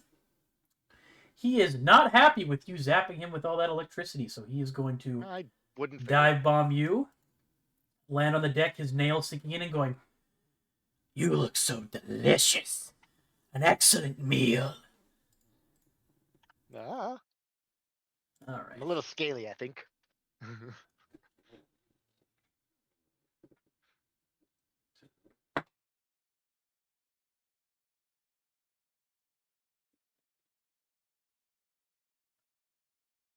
I don't know how to do math. 19 to hit. Oh, you forced me. You forced me to use a shield.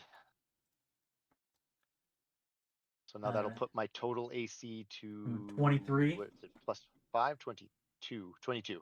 Oh yeah, because it's 5, not 6. All right. You watch as the no, it's 22 is enough for you. You watch as the claw comes down to strike you, and just before it connects, your shield goes up, and it just sticks right into it as it snarls. Never interrupt a man when he's singing. Nope, that won't hit. That's only 20. Okay. It'll snarl. It's really annoyed with you, so it'll lash out its tail. And what is the distance between it and... No, it's within 5 feet of Greenbeard. That's fine. It'll go after Greenbeard, but it'll go with disadvantage. I mean, it can leave my zone and it sees that I'm a wizard. I don't know if it really cares about taking an op attack. I used my reaction already as to shield, so I can't op attack it if it wants to leave my zone. That is a good point. So it will actually shoot itself up into the air 20 feet, and then it will stay there. Shoot itself? Is that what you said? Fly itself. I heard shoot itself. Actually, yeah, it'll fly itself 20 feet in the air, and then it can do its third attack. Yeah, because it is frustrated not getting past your defenses.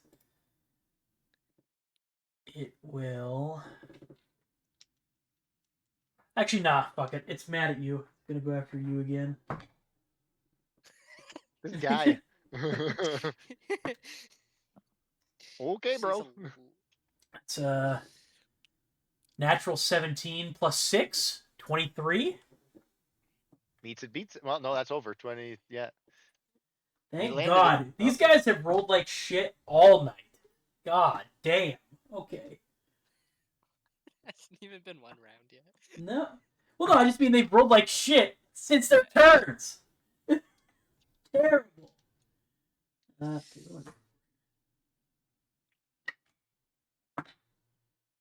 not bad.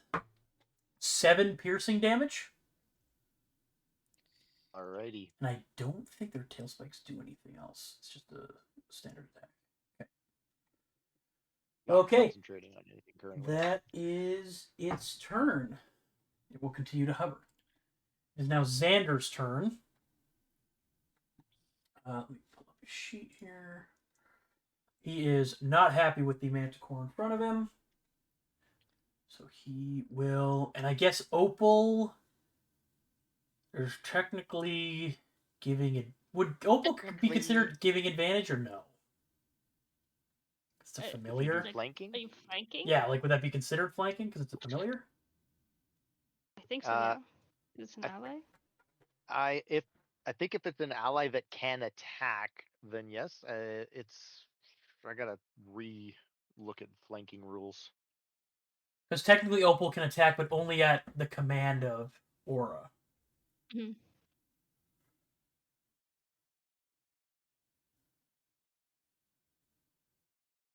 Yeah, I don't remember the specifics of it. I know that usually things that are example, spiritual weapon definitely does not give advantage, but Okay. it's also not something that can be. That actually is an Flanked? interesting example because it's incorporeal. It's not considered something that the creature can like deal with, so it kind of is ignoring incorporeal things like that. I'm trying to remember what the fuck the 2014 rules were for that, because flanking doesn't exist in 2024. But exists in my world. Because yeah, if it would either be considered flanking, so the advantage would give sneak attack, or if it's considered an ally, it's within 5 feet. I think that might be Or do you think that would go through? Like within 5 feet of an ally? Familiars do have the ability to give the help action, so I think that they would also have the ability to give flanking. I think that would be my understanding. I'm trying to find fucking. They removed the player handbook off of the splash page now, so I have to go digging. Yeah, you know what? Because one, it's an ally of the party, yeah, I'll allow it. We'll do advantage.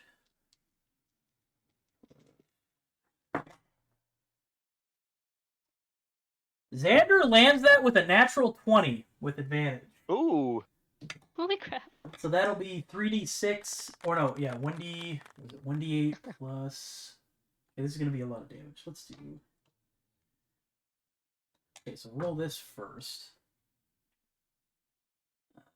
Rolled a 1 on the damage die for his rapier. So that's 2 plus 3 is 5, and then we roll the sneak attack.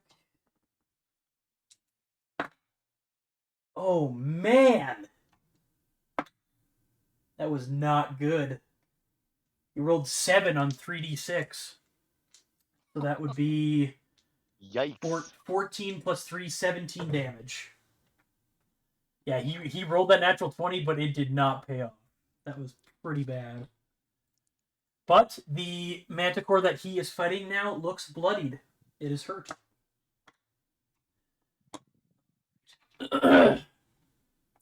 That is Xander's turn. Attack. You could disengage your dad. He's not going to do that. He's going to stay in combat. All right, Xander, it is your Sphinx's turn, so it's going to do its the bonus action. Yep. Okay. Roll to hit. Attack. I think it's just rend. does not hit. Unfortunately, it does not. And I think that's all the Sphinx can do on its turn, right? Yep. Okay. It is Thaddeus' turn. He's going to kind of look at the ship and be like, God damn it, I haven't even been in the sky a goddamn day. You watch as he kind of does some magic with his hands, and he'll throw a firebolt at the one in front of Baladar.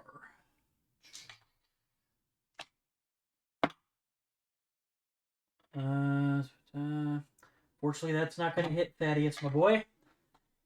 He'll look at me like, damn it! And he'll run over and hide behind Aura. And that'll be his turn. Excuse me. What did Baladar... Did Baladar roll a 1? On what? His Initiative. initiative. Or did anybody roll initiative for him? I did mention it, so maybe you did not update it. Oh, You maybe rolled you a did. Hold 9. on. Rolled a 9? You rolled a Okay. 9. And what does he So have he as should a have been- plus? No, he rolled a 10 and it's a 9. He's got a -1. Oh, okay. I completely forgot to change his initiative. That's my bad. Okay, I'll just have him go now, and then we'll go the right order next time. Yeah, that's all good. Where did Baladar's fucking sheet go? There. Yes. Tell me what you would He's like got- to do, sir. He is going to turn around and say, "Nice job, Z. I'll show you how it's really done." And I'm just gonna go with his new battle axe. He's gonna look over it and like give it a little shine first, and then go for a swing with it. His plus is, I gotta manually put this in, but I can see it here, +8 with the battle axe. D20 plus 8. Whoops, too many. There we go. 9, 8.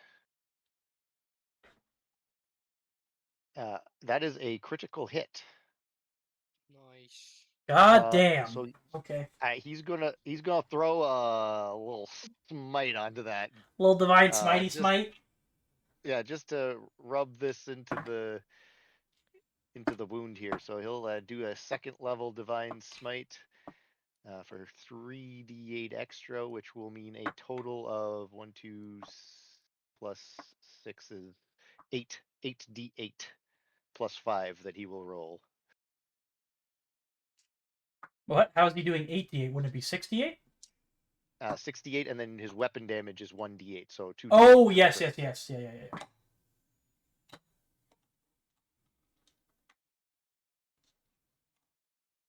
Give her Baladar. Just a cool 43 damage on that. Oh, yeah, just a cool 43, eh? You watch as Baladar swiftly cuts the head off of this manticore, killing it. Oh, in yeah, one baby. swing.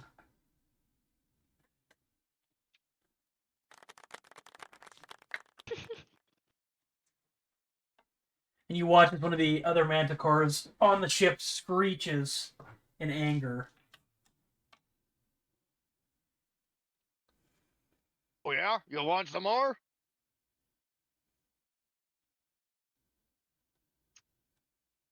Baladar's got a 2nd attack. He's gonna close in on this guy.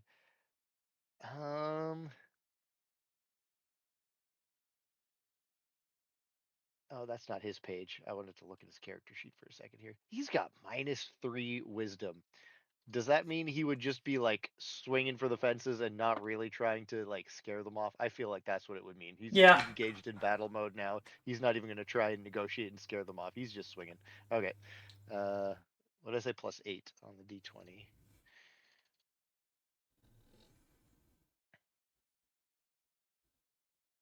Uh, 14. That is its AC. Oof. All right. Right. Does he want to put another, maybe just a 1st level smite onto this one? So just 3. Smiting is a bonus action, so he can't smite again. Yeah, it is. He can't do it twice. God damn breaking paladins. All right. Just a regular old 1d8 plus 5. 1, 2, 3, 4, 5. Well, it's decent. 11 total damage 11 on that guy. damage. Perfect. Yep. And that was bonus action to move. Alrighty, so yeah, that was his turn. So back to the top. It is the Manticore right in front of Baladar, actually. Seeing its ally having its head fucking cut off by this guy, it's going straight for Baladar. Let's see here.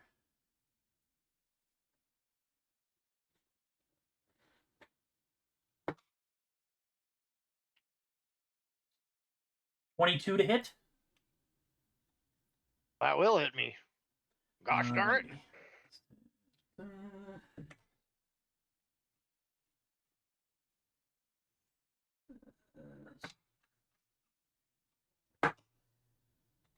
Is that will be 13 piercing damage. Okay. He did not. 13. So he's taking 3 actual points of damage, and his temp HP is gone. Again, I can't edit his sheet, but I will Okay. keep track of. I'll keep track of it on my like a notepad here, so I Okay. know what he's at. Sounds good. And then he will take a second swing on Mr. Baladar. Oh yeah, natural 19. That'll be a 25. Also hits.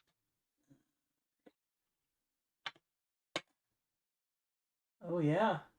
Yeah. That's another 12 piercing. Okie dokie. And then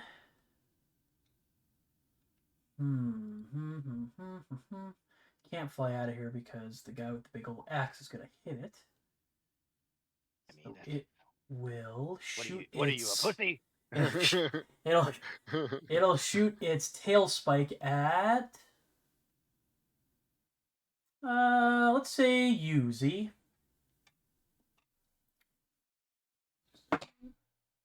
Another natural 19. Now we're coming around. 25.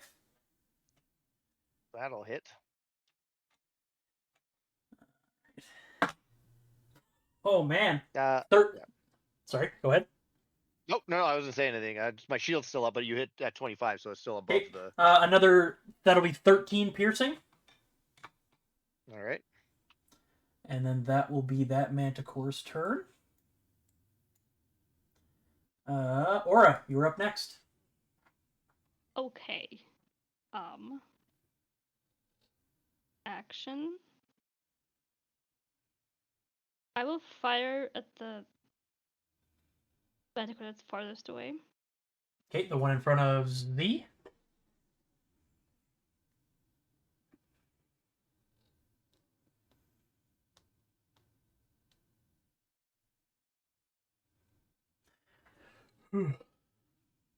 Actually, I'm gonna cast Tasha's Hideous Laughter.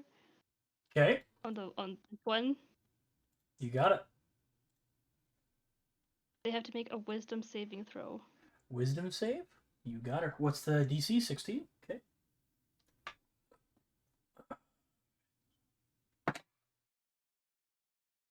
Is a plus. Wait, I can target 3. So I would target both of them. You can target 3 people with Tasha's? It's a 3rd level that I'm casting it. Yes, you can. Okay. Okay, so that one. The one you cast it at fails. The one in front of Baladar. Succeeds. So this one in front of Baladar is up. This one is. What does Tasha's do again? Goes prone? Prone and incapacitated. And it just starts laughing uncontrollably. You hear this absolutely terrifying noise coming from the Manticore in front of you, Z, as it is now on the ground laughing. All right. I mean, and I should be taking a wisdom throw here and that shit. Take 1 psychic damage. It is a bonus action. I'll have Opal attack again. Alrighty. So next it is the. Actually, I'm just going to take that Manticore out of initiative because he's dead. I'm going to have everybody roll a perception check for me. Greenbeard, you're at disadvantage. All right.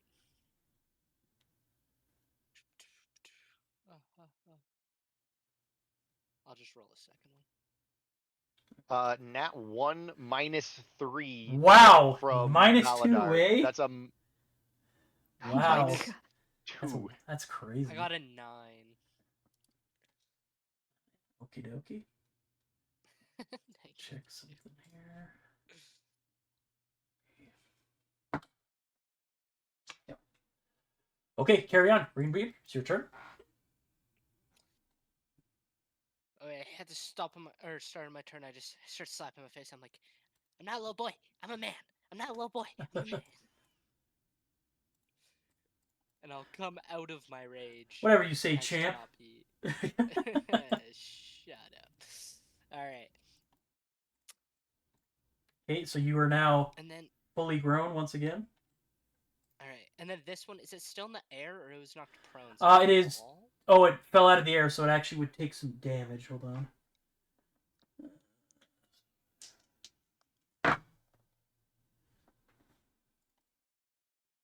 Okay. There we go. Okay. And then I assume, are there just like stairs here that I can get down there, or is it like? Yeah, it's just regular stairs. Yep. Okay, cool. Okay, so I'll run down. Oh, I guess I should remove because I'm not raged anymore. And then I'll just attack him with my greatsword. Sounds good. Go for it. And you have advantage get because it? he's prone. Advantage. Yeah. Yeah. He's prone and flanked, so yes. Get 25 will damage. hit. Okay, that's nice.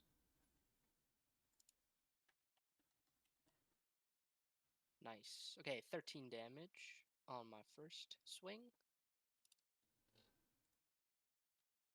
13, you got it. Okay, and then I'll attack again. That Manticore is looking bloodied. Nice. Okay, 26 on my second. To hit, obviously.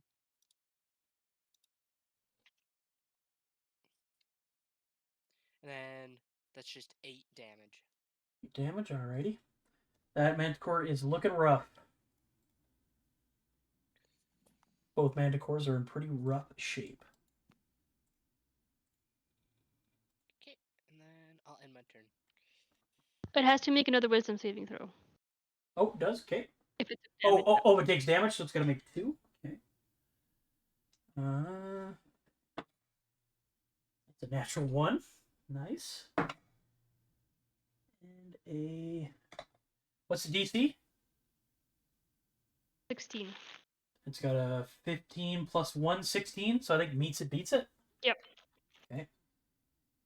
So as you hit it with the greatsword twice, it kind of shakes its head, knocking itself out of its incapacitation and prone. Well, it's actually still prone. No, prone, Yes. yeah. Still prone, yes. There we go. Knocks itself out of the incapacitation. All right, Z, you're up, sir. You hit it so hard it gets up onto its feet. Yep, it's like, damn, that hurt. I do not like being right beside you. I do not have much of a choice.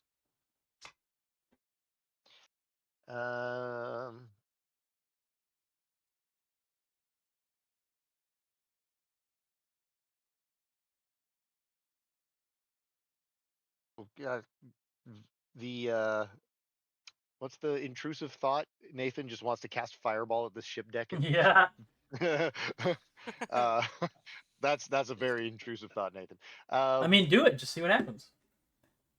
Yes, smart thing.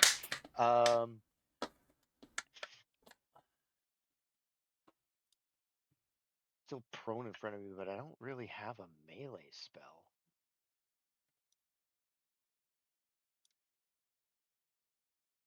Do I take a potential op attack just to not have disadvantage on my attack?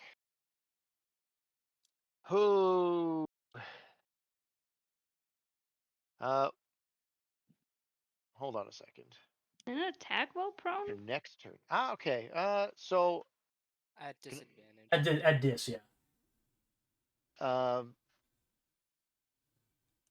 Wait a second. I'm attacking a dis anyways because he's prone. If I'm attacking with a ranged attack, Oh yeah. if I'm just count. Well, attacking yeah, within, it'll be a straight roll because I was he's gonna. prone. Yeah, Yeah. yeah. I was gonna say, it just means my innate sorcery won't count. If I back out, he's prone, and but my innate sorcery is up, but he's prone anyway, so it doesn't matter. It's straight roll no matter what. Okay, Yep. that answers my question.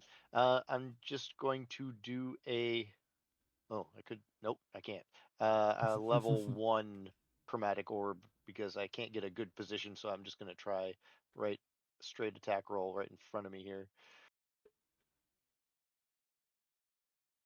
That will hit. Can't see what I. Oh, there we go. It took a second for me to see that. Booze right front. Lightning again. Just a nice little lightning. No doubles and 13 damage. This Manticore is barely holding on. I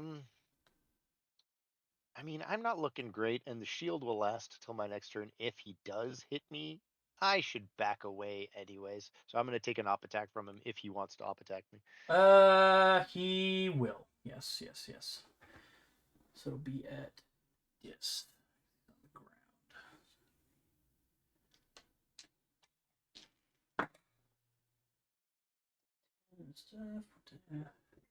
ground. No. 16 to hit. That will miss. 16. Oh, I don't even have to use shield. I love it. I will tumble. I'm anticipating the swipe, and I get ready to like jump up in the air, and I just like whoosh swings under me. Ha! Yep. And I like gently hop this way, and I'm just gonna put myself in the corner over here. And that will. I don't think I have any bonus action shit that I can do because I don't have that up right now. I don't need to use my wings, so I'm not gonna. I will. That'll be my turn. Alrighty. It is the Manticore in front of you, Greenbeard. He will. Getting kind of desperate because he's not looking good. So he is going to.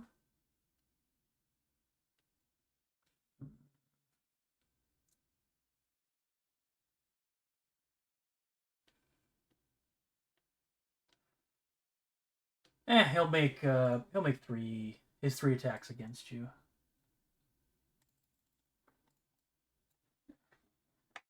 Bring it on.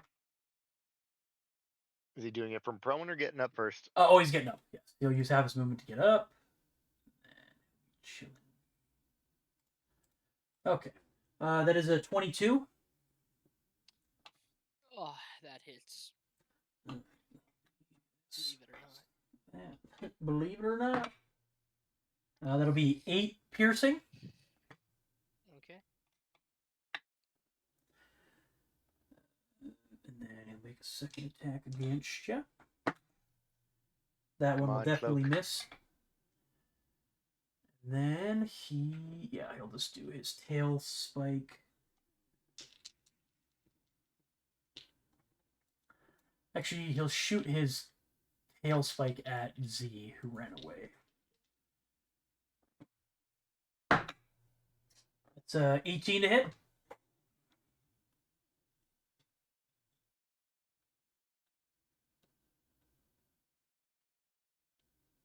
Mr. Nathan.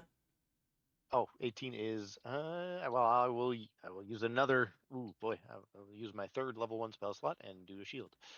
Okay. That bounces right off. That is that Manticore's turn. Mr. Baladar. All right, no more lollygagging. Let's get rid of these guys and get back to my snack time.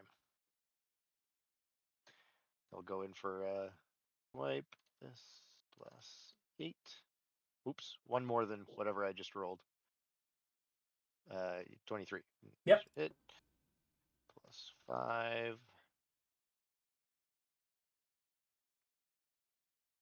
Ooh, decent. 12 damage. He's looking real bad. Okay, then he'll take his second swing on him too.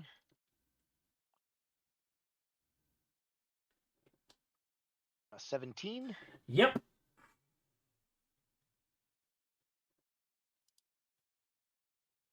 A 7. Oof, that was not as good.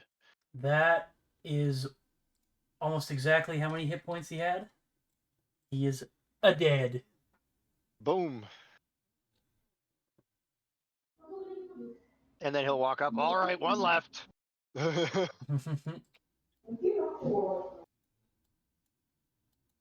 Don't get between Baladar and his snackies. Alrighty, that comes to Xander's turn. He'll see the one in front of him being defeated. Give Baladar a nod and sprint to this one and make an attack with advantage. No joke, that's another natural 20. Holy shit. Yeah. That'll be... Fuck me. I'm just killing all my old monsters. What the fuck am I doing? Fine. What's that? Not great on the damage die again, though, so that's 4. Or no, that's plus 3, 7. And then I gotta roll d6s. Oh, no, stop. 2 and a 1 again. Okay. Ooh. That one was a 5. That was a little bit. Okay, so 3, 5, 8, 16 plus 7. 23. Oh, easily. He takes a stab and it goes right through the Manticore's eye, dropping it immediately as it hits the deck.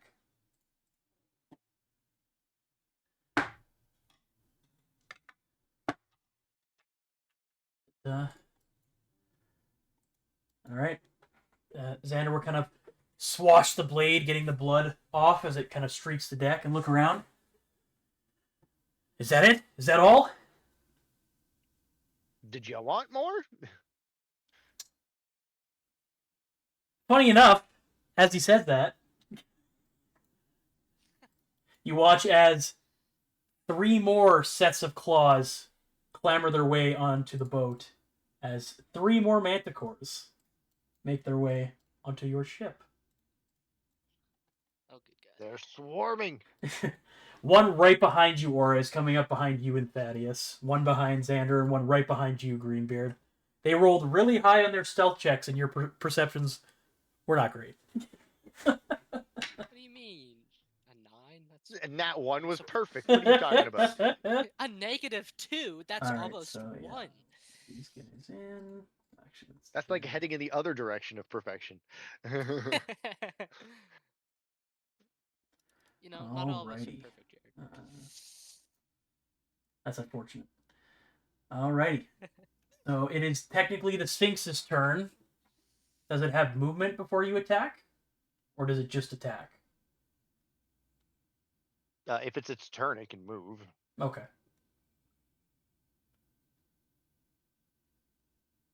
I find it a very Sorry, give me 1 odd. second. I find it a very odd interaction, anyways, which is why usually I default to familiars just being acting on the same turn and initiative as their. I think that's what I did last time, but I couldn't Master? remember. So And it just makes it so much easier for most things. I think Especially he with this still attack thing. moves. And yes, he does don't- still. I'm sure. Yeah, like he has a full turn. yeah. Okay, I mean, he's gonna fly over here, and how high are they up? These ones have clambered up to the side of the boat, like they're at eye level The with climbing. you now. Yeah.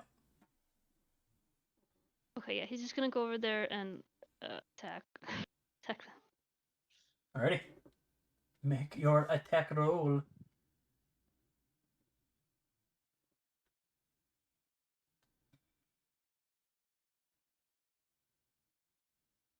That'll hit. Roll your damage.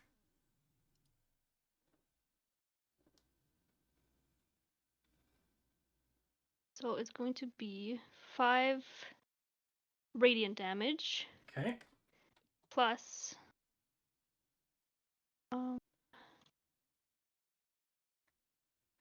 6 radiant damage. So 11. So 11. Got it. Alrighty. Anything And a else double star. from... Is everything okay, perfect? Thaddeus is up. He'll turn to be like, holy shit, another one? And he will attempt to shock and grasp this one. Natural 7 won't do it, Thaddeus.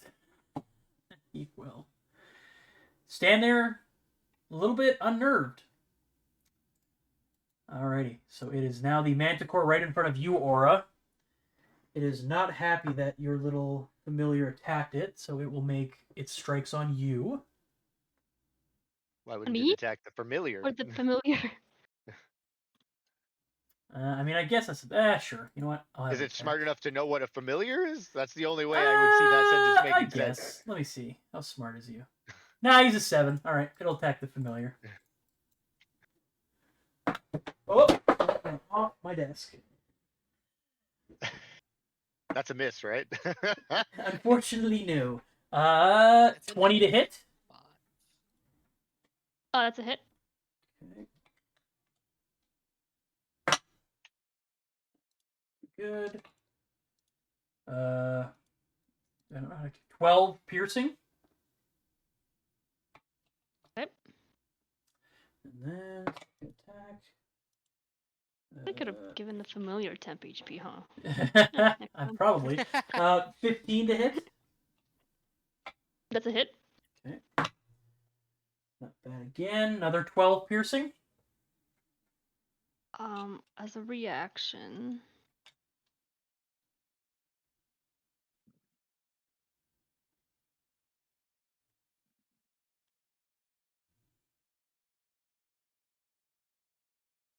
I'm gonna give it resistance to that damage. Okay, so it'll only take 6. Yep. Okay, sounds good. And then it will fly up 20 feet.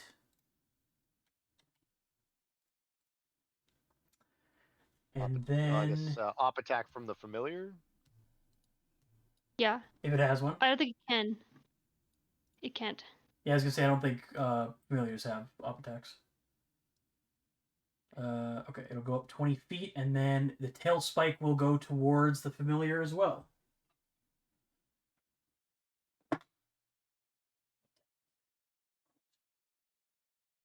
$20 to hit. That's a hit. Hey, be happy. This familiar just took all of those from not hitting you. That'll be 7 piercing. Is it the same as the other one? Yep. Type? So is it half of that? So 3. Yep. Okay, 3. Not dead yet. Oh my god. Okay. I'm shocked. This thing was fucking laying into him. Alright, well, that is his turn. It is now the Manticore behind Xander. I'm gonna roll a d6, see who it goes after, because Baladar, Xander, and Greenbeard are all there. 6. Going after Baladar. No. Oh, sorry. He would have died. I think it's only for that one specific instance of damage, so I think he's dead now. Okay. Yeah. That would make more sense. Your Sphinx of Wonder vanishes. You watch as the tail spike goes right through it and it just explodes in a puff of magic. So yes, it will go after... It'll fly up 20 feet.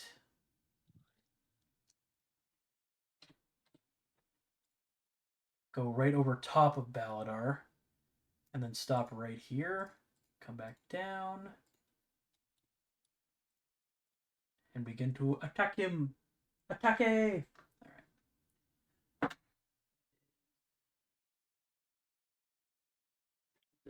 16. Nope, that won't do it. Second attack. Natural 20 on the second one. So that would be this times 2 plus modifier. I never read this, so that's good. So 21 piercing damage to Baladar. Okay, he's looking a little bit rough. And then He can't move or he'll get swung on, so he will just do the tail spike at this.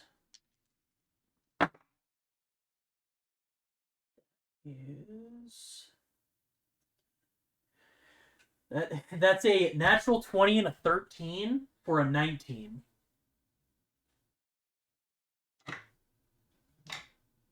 So I think, does 19 hit him? Yes, it does. Okay. Yeah. Yeah, I can't believe I rolled another natural 20, but I was like, Lucky's got disadvantage. Oh, max on that one. 13 piercing to Baladar. Okay, hold on. I gotta calculate this and see if he's still up. Okay. Because he had Yeah, 69 to start. He's got 10 HP left.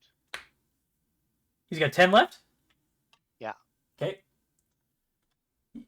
Z, you watch as Baladar is just getting raked by one of these manticores, and you see as a tail spike goes right into his shoulder as he goes, "Argh!" That is that manticore's turn. Aura, you are up. Okay, since the other guy's flying, Aura's gonna like move over here.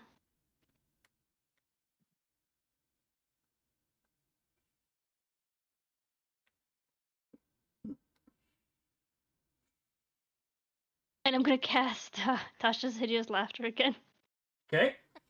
DC DC 16. Targeting all of them. So that's another 3rd level? Yep. Okay. The whiz saves are...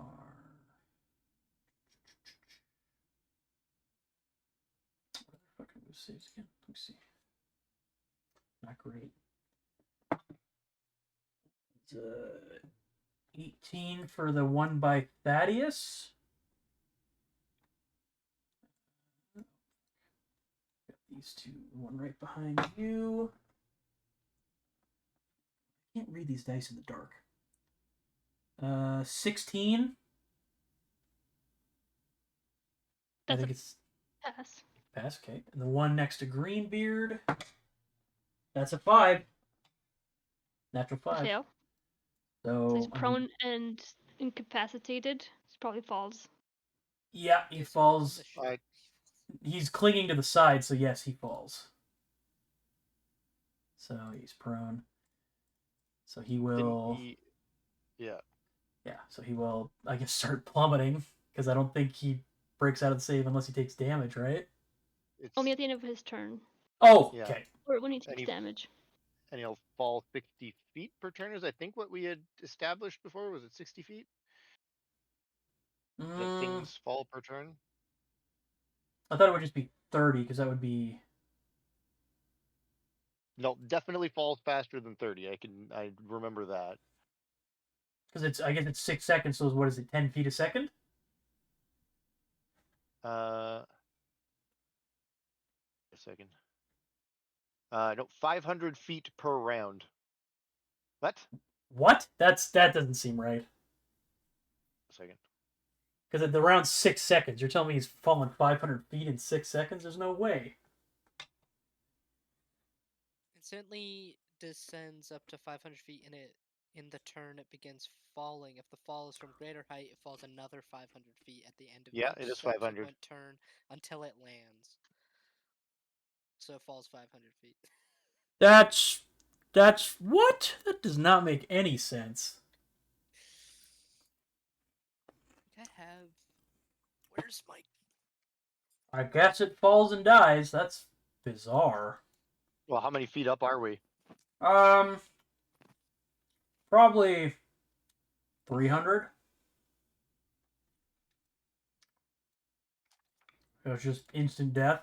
Hell yeah. Well, he's got to roll the what is it, 20d6 or whatever. Yeah. See if Sure, let's roll the 20d6 and see if he survives. No, but 500 just seems like a lot. Were you reading from the DMG? I looked it up, but I pulled out my actual DMG to double check it. That's what it said on, what's it called? Why is it not letting me roll d6s? Come on now. Like my Google Reddit said that, but I'm not 100% sure that that's going to be accurate.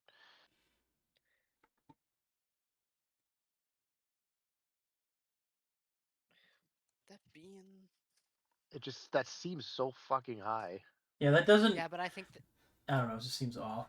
It's more than 30. I guarantee you, it's more than 30. Like but I don't 60 would make feel like sense, it's... but 500 doesn't make any sense. Like that's saying if you were knocked off this boat and you were prone and incapacitated, you would fall 500 feet and die. Like that doesn't make any sense. Yep. Yeah, but I guess that's the risk, right?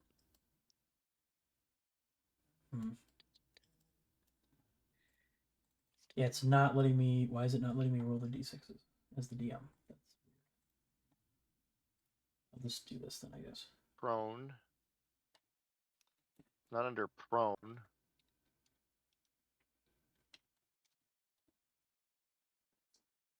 Falling hazard. Let me see. A creature that falls into water. No, that's not what I want either. That was For loud. every 10 feet. 1d6. Maybe it's not a rule in the actual.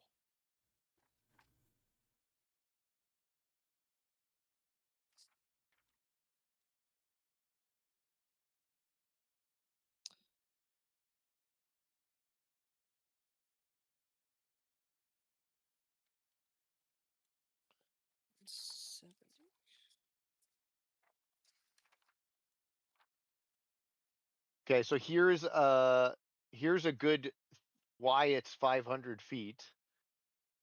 Because Featherfall says you fall 60 feet per round, and that is enough to take no damage.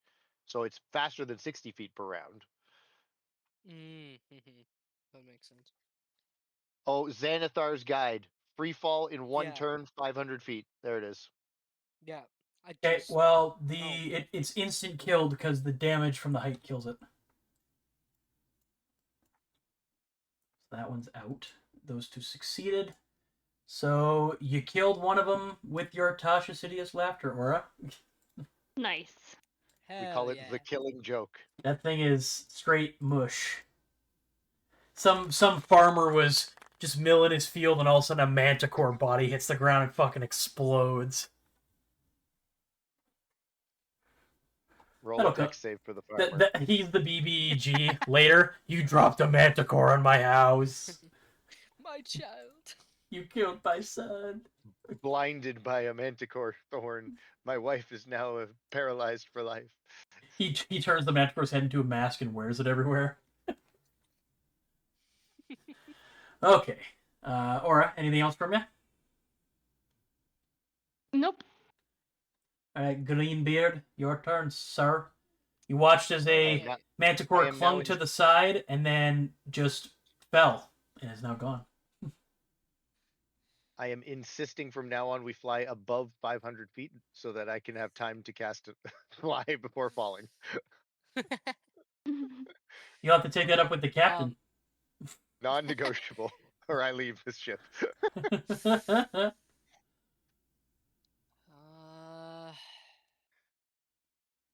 You can rage again. I don't know if luck's on my side today. I mean, what's the worst that could happen? I create a black hole. Okay. You fucking destroy the ship, reverse gravity, this thing just fucking breaks in half. Yeah, Oh, luck God. hasn't been on my side. I haven't been rolling the greatest, so we're just gonna avoid it. Damn it! I wanted you to rage. Next time. 13. That does not hit, unfortunately. I'm sorry. Okay. We'll attack again. Come on. Do you want to go Okay, outside 24. now? That'll hit, yeah. 10 damage. It takes it and just snarls at you. Alright. Is there really anything else I can do?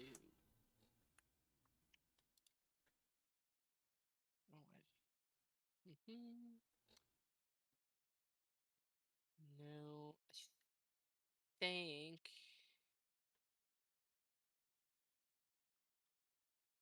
Yeah, I think I'll just use, like, whenever, rest my turn, I'll just try and, like, after I, like, cut into it, I'll try and draw its attention towards me. Okay.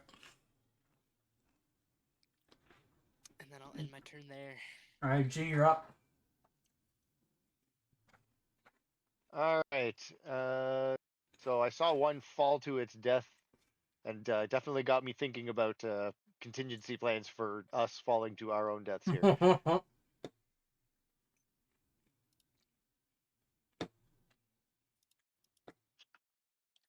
So I'm going to walk towards the middle of the ship, and well, the one that's close to Baladar, because Baladar looks like he's on his last fucking legs here. And I'm gonna upcast again. Actually, I'm gonna no, I'm not. Yeah, I'm gonna upcast again. Use my last level 3 slot. Even though this one can't bounce, I don't. Oh, let's see. Is it within 30 feet? 30 feet is what my ruler says, so it can bounce. Jay can double check me, but I read 30 feet there. So yes, 9th level again. I'm getting 35. Are you going edge to edge of tokens? No, it's center to center. Like I'm going from one nose to the other nose, and it's reading me 30. Mine's reading me 40. Well, what? Wait, which I even are you doing I 5 to 5 or cap 5 foot per grid? 5 foot per grid. Because yeah, 5 foot per grid makes it 30. 5 to 5 makes it 40. Okay. You mean 5, 10, 5? Is Or that 5, 10, what we're 5. doing? Yep. I think that's what we've been using. I mean, the usual is 5 is just 5 foot grid, but it's basically more what they want to call it more realistic for circular is 5, 10, 5. Because there isn't really a grid on this map either.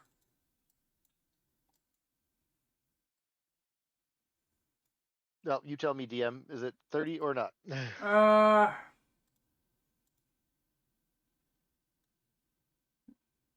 Sure. You know Is what? he up in the air? Yeah, he's 20 feet up. 20 feet up in the air too. Then he's further than 30 feet because he's Okay. got Pythagoras on his side. Pythagorean, I think. Pythagoras is his name. He's the Pythagorean theorem. Oh yeah, I'm not good at math.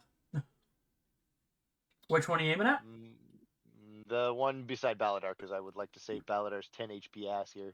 Okay.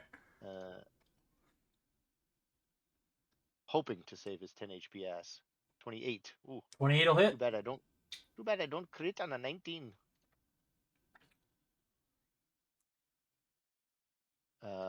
Right, and then rolling.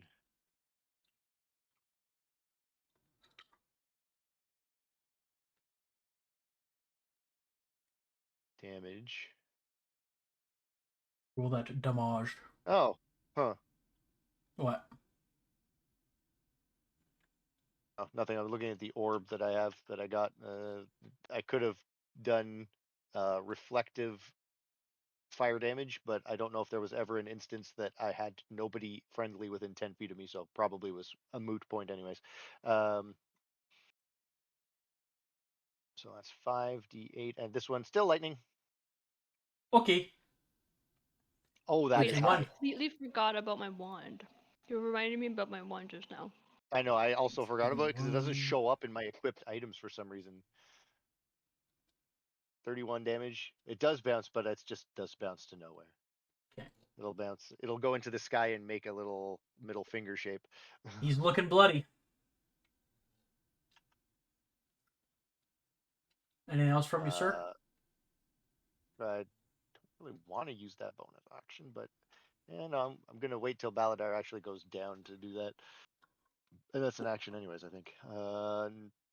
Yeah, it's an action. Nope, that's all from me, staying Alright. nicely Baladar's middle of the ship. turn. Oh, we're back to back, are we now? Yep. All right, well then Baladar is going to please tell me he's got that. Oh, he probably does not. I didn't prepare his spells. I probably should have looked through his spells for today. Actually, I can't change his spell, so it doesn't work anyways. Yeah, he literally has 0 healing spells. He's such a useful paladin here, except Best for his paladin healing out hand there. or lay on hands.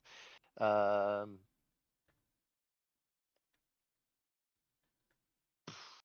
then he is going to spend 20 of his 25 uh, hit points to bring himself back up to 35 total max hit points. Okay. As a bonus action, yeah, so that's his bonus action, so he'll still do his regular 2 swings on the guy in front of him here. Trying to bring the dice back up. So battle axe number 1. That'll hit.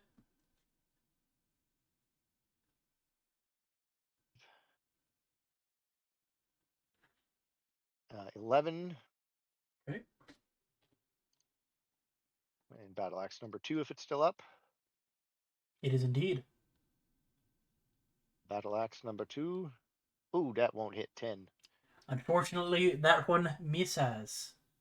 Too late, but he could have been not dumb and flanked, but that's his wisdom of 5 or whatever the fuck his wisdom is. 100%. That was bonus and whatever. Well, actually, he'll move over after because that's perfectly valid. Move over after. Z, I'm not looking too good. And that'll be his turn. All right, Thaddeus' turn. He has nobody in range. Is he a professor? Oh, actually, you know what? He'll. That's fine. He'll throw. Yeah, he'll throw a firebolt at the one in front of him up top. Hits. That's a natural 1. That's a no. That's the. All right, it's the Manticore. Here's turn. Would he run away? Yeah, he would. He's actually gonna run to this far side. Not too close to the edge now. Behind Aura again.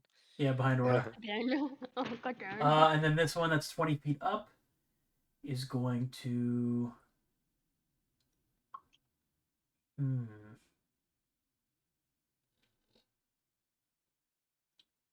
See, I'll roll for who he's going after here. Yeah, he's going after Aura.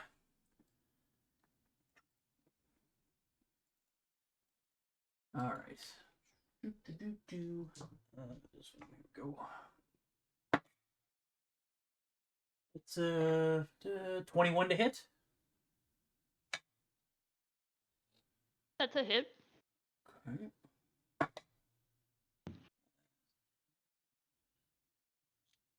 That's 9 damage, piercing. Okay.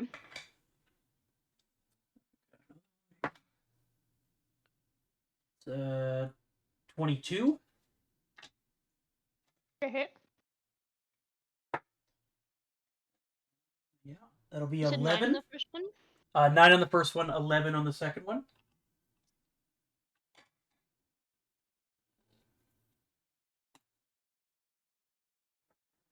Oh, I forgot to bring this down because he's using his.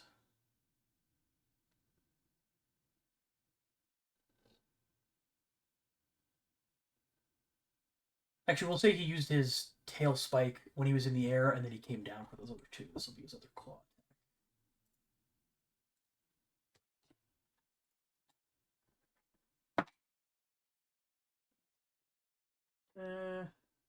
20. Does a hit. Ooh, bad on the damage die, though. 4 piercing for that one. Alright, that is that Manticore. It'll be the one here squished in between Baladar and Greenbeard. Yeah, I can't really go anywhere. So it's just gonna go after Baladar, the guy that he was trying to down. No, you may not. I mean, you can. 20 to hit. Yes. 13 piercing. Okay. It's at Second 20. one. I can't math. That's 18. Oh yeah, meets it, beats it.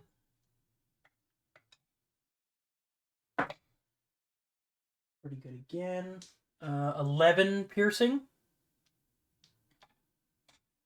And that's going to roll Okay. dis on its... Got 11 hit points left. Okay. It's rolling a dis on its on its spike tail. Ooh, natural 13 and a natural 15, so that's still a 19. Will hit. 13 piercing. Baladar is down. You watch as the Manticore roars, starting to lick its lips. And that's its turn. I Aura, got you, you're up. buddy. I got him. You focus on this thing. Somehow. Somehow, some way. Sail away, sail away.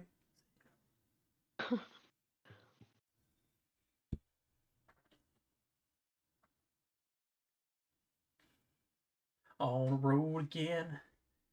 Can't wait to get back on the road again.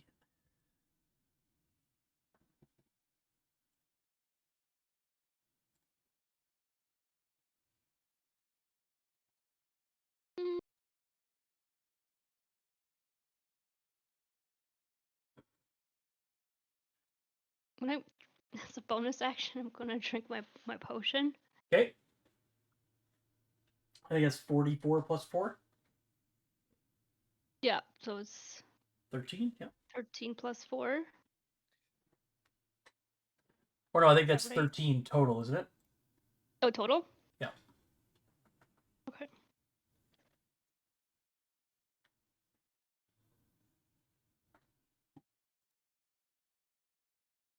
And guess I'll just try to blast the other one, the one that's farther away. Mm-hmm. An Eldritch Blast. Go for it. Eldritch Blast. 14 to hit. That is its AC. Oh, good. They don't have high AC, but they do lots of damage if they do hit you. 8 damage. 8 damage. Alrighty. He is looking real bad. No. Does that automatically apply the... It did, yeah. It has the plus Yep. 5. Agonizing blast. That's my turn? Alright. Greenbeard, you're up, sir. All right. What's the condition of this one in front of me? Looking pretty bad. Okay. Swing at him again. You have advantage because you're flanking. Oh, okay. Or actually, Baladar is unconscious, Oh, so he's it doesn't down. count. Yeah. I just Correct. noticed that the Still at 20. second 20 mate still hits, yeah. Yeah, still. isn't in initiative. What is? 10 damage. Xander. Oh, Xander was an initiative. Oh. What the fuck? Yeah, When you he- added the new guys. Yeah. Oh, he had an 8 regardless. Never mind. He's good. Well, Rerolled he his missed dice. a It was turn, the I'm exact pretty sure. same. Yeah, he did miss a turn. Oh, okay. So, sorry. 10 damage. Yeah, and then a 23 to hit on my second attack. That'll hit. Don't bother rolling the damage because it's going to kill him regardless. I just don't want to roll the damage. Do it. Fine. Rub it in my face. Okay, it wasn't 9 damage. He's dead. Man, I keep rolling low. So sad. Alright. Man, it's so sad you keep killing all these manticores. So sad. I've only killed one of them. Nice. I have 40 feet of movement. I can get all the way over to this one. Yes, you can. Okay, and then I'll end my turn there. Z, you're up. Okay. That is down. What rules are we using for potions? Because Bobby's using different rules than I use. It'll be his bonus potions? action to take it, full action to give it to another person. Okay. I'm also going to say full action gets you max hit points from the potion. So Oh, I on will- yourself, not on another person. Yeah. Sorry. Gotcha. Then I got a choice on whether I want to risk this or. Nah, I'm not gonna risk it. I'm going to pop Misty Step. Imagine Keith Just gets so I back. don't It's like, take hey, so your character got pop thrown off the back. ship and died. So You I went Misty splat? Step to right beside Baladar, and then like a Okay. baby bottle, I feed him his potion of Alrighty. 44 plus greater. 4.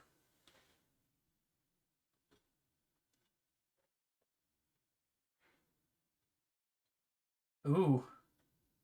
That was shitty. I would have been better off. Actually, what I'm Baladar's curious eyes just with- open and he goes, what happened? We win? Not quite yet. He's prone still. Yeah. That'll be it for my turn, though. For movement, do I want to move any further? I don't know if I want to move any further. I'll just take like a half a step back. Oh, Here. I can't set him to prone. Okay. Oh, and I got no control over him, so we just know he's prone. And the DM would like you to set prone. Do it. So wait, what he's at 11? 12 is what I rolled. Okay. Yep. I just got to keep track of that. All right, he's at 12 HP. That's my turn, and now it is his turn. So he's gonna get up Baladar's from turn. He's prone. going to get up. Does he get to that fucker in 15 feet? Let's find out, shall we? Just barely, yes. All right, so he'll do that, and to take his 2 swings. First one. Yeah, he can't get advantage because he's away. Ooh, Oh, that's okay, that's unfortunately, a a natural natural one one. will miss. Really? Well, you sure? Yeah, I don't know, but yeah, AC's 10. Sorry, no, I'm just kidding. Second one, 22. 22 will hit. And I know he didn't crit, but he's still gonna be a little bit overwhelmed, so he's gonna put the fucking second level smite into this. So 48 total. He's got a +5 on his sword. Come on, high damage. Not bad. 24 damage on his second attack. And he's used both his second level spells now. And only one He's of his looking first bloodied. levels. Oh yay. Baladar breathing heavily. I'm not Snack. I am the one who snacks. I am the one who snacks. Okay, Heisenberg. Take it easy. Thank you for catching the reference. More like Alright, that is- Heisenberger with all that food he be eating. Oh, yes. Oh, yeah. All right. Woo. We have That fun is here. Baladar's turn. Alright, it is Xander's turn. Because he missed a turn, I'll give him 2 turns. It's only right. Go, Xander, go. He will sprint across the deck, get to here, and attack the Mythicord with advantage. He rolls another natural 20. He's the new leader of the group if he rolls a natural 20. Yeah. He did roll a natural 19, though. That was pretty close. Damn, son. Yeah, that'll do it. Okay, so that is a D8. That is the D8. Oof, not great. 6, and then he does get the sneak attack, though. Ooh, that's good. 6. Oh, great. 15. Well, that's 15 from sneak attack, and then 6 of 21 damage on that turn.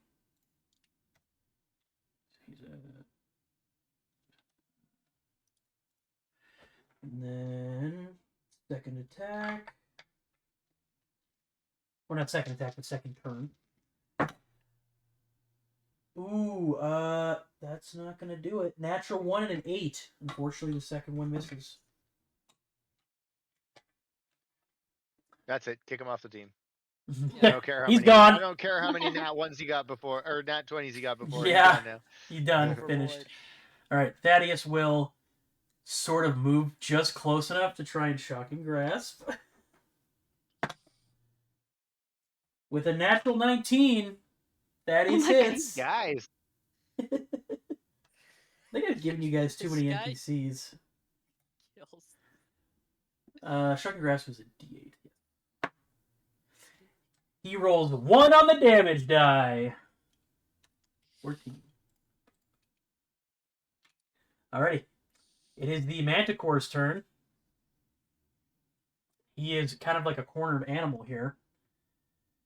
So he is going to go after the guy that looks the worst. And the guy who also smited him. So that would be Balladar. Oh, yeah. 22.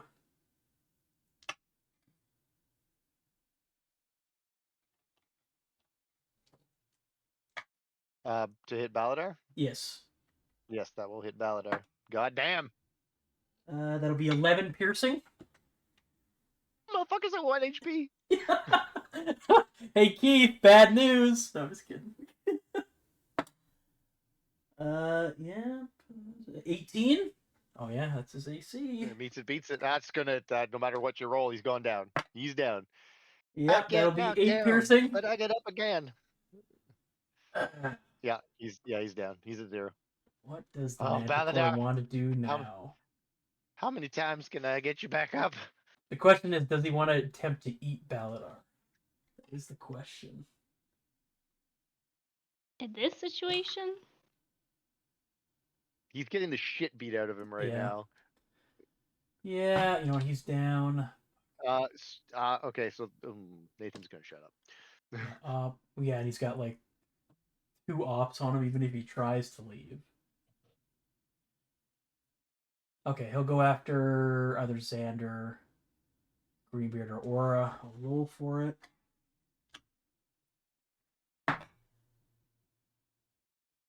Going after Aura. Okay. Oh, this is with a tail spike, so it's a disadvantage. Oh, don't you get her and make me have to choose. She's got lots of hit points. That's a 5 at dis. That's not going to do it. Well, actually, 5 plus 6 is 11. What's your AC? Okay. You're good. that's a miss. Okay. That is the Manticore's turn. That Manticore is dead. Aura, you were up. You just watched this Manticore Oh. drop Baladar again, and you're now face to face with it.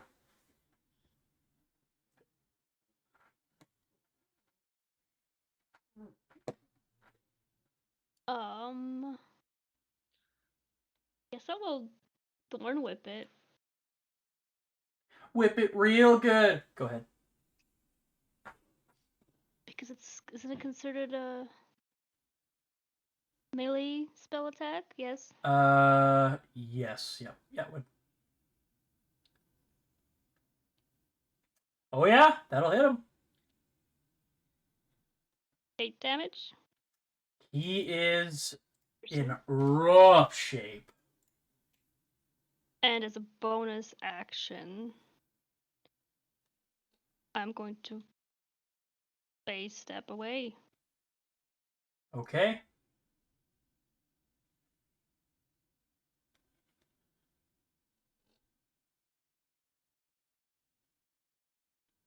And that's my turn.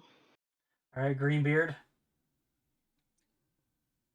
Finish him. Right, guys. You got flanking with Xander, too. Okay, yeah, that's what I was gonna ask. Show me the money. Okay. Oh, 23? That will not hit. Just kidding. Damn. I'm gonna roll my damage dice anyways. Yeah, whatever. 12 damage. Greenbeard, how do you want to do this? Yeah. I think. Keep it on theme. I'll cut its head off. Ayo. With a nice clean slice, the head of the Manticore hits the deck with a loud thud. You all sort of wait a moment, hoping with every fiber in your being that that was the last one. Everybody make a perception check. Okay, good.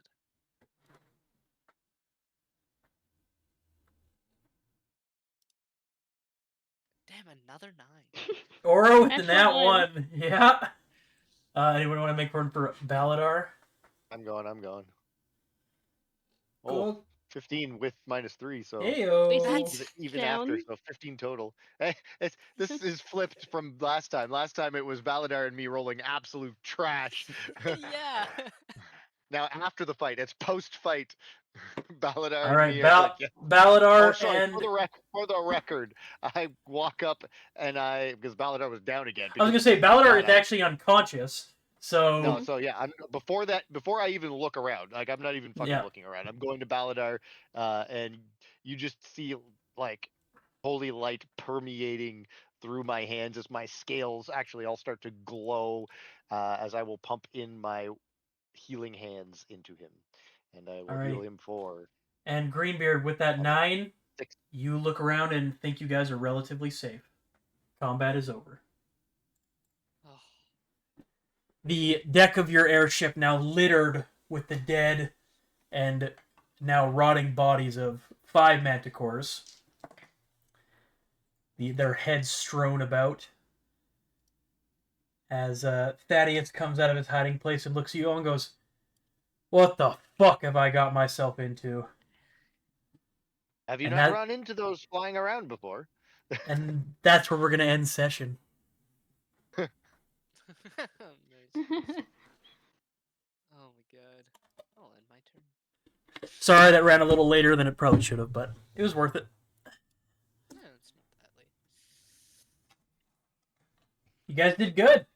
That fight wasn't Oh. easy. No, it was not.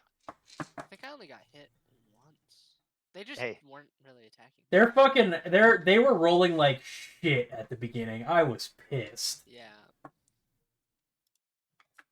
That could have gone very bad. It could have. I know. Well, you knocked an almost, if not full health one down, Yeah. so we would have had one more to deal with. Yeah, Yep. Yep. yeah. That was my first thought when I saw it, was because I was like, oh, can I knock that thing over? I mean, Yeah. I'd say I was being particularly nice. I didn't try to grapple any of you. I was like, I could just grapple you when and pull you off the ship, but I decided not But to do that's when- that. I thought. When Nathan happening. so there's two things that can happen here. They have like 150-foot range with their spines. They could just stay at 150 feet and shoot us.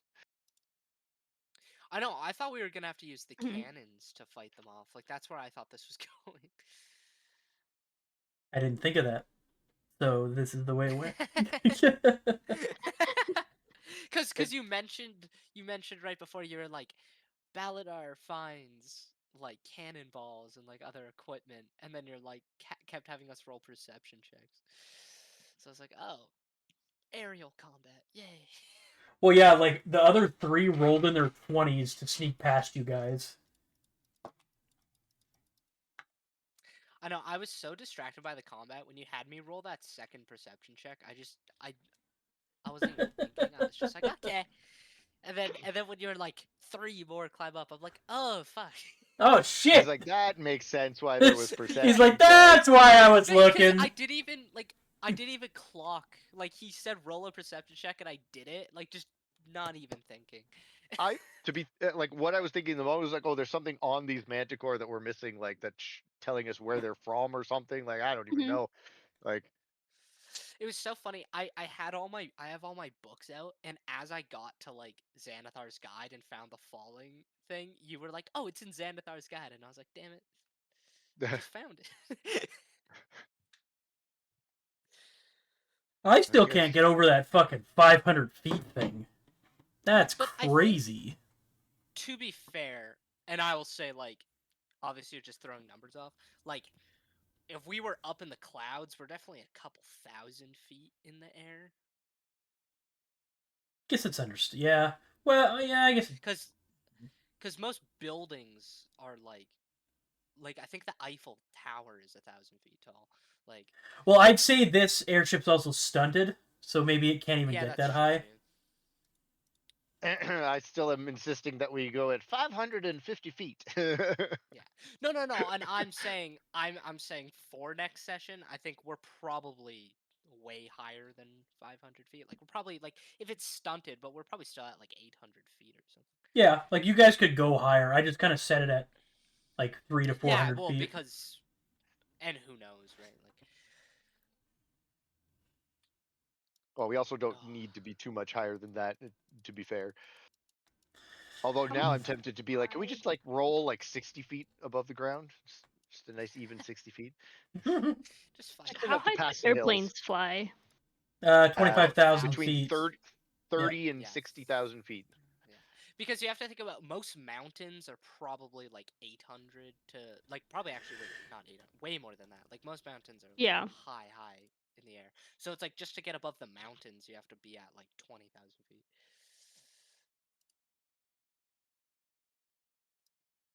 Well, I had lots of fun. Yep. I mean, I did my too. big chromatic orb opener was nice. Fuck. As soon as you did that, I was like, Turning- well, I already know how this is gonna go. Mountains are at least 1,000 feet. 1,000 feet. Yeah. Yeah. I mean, if you guys it were was- in mountain territory, I'd probably have you going higher, but you're just kind of on. I think it's called like the dusting Just plains. plains. Yeah. Yeah. That makes sense. Dividing plane. Fuck, when you turned into a baby, Kale, that was great. Or a kid. Hey, a kid, not a baby.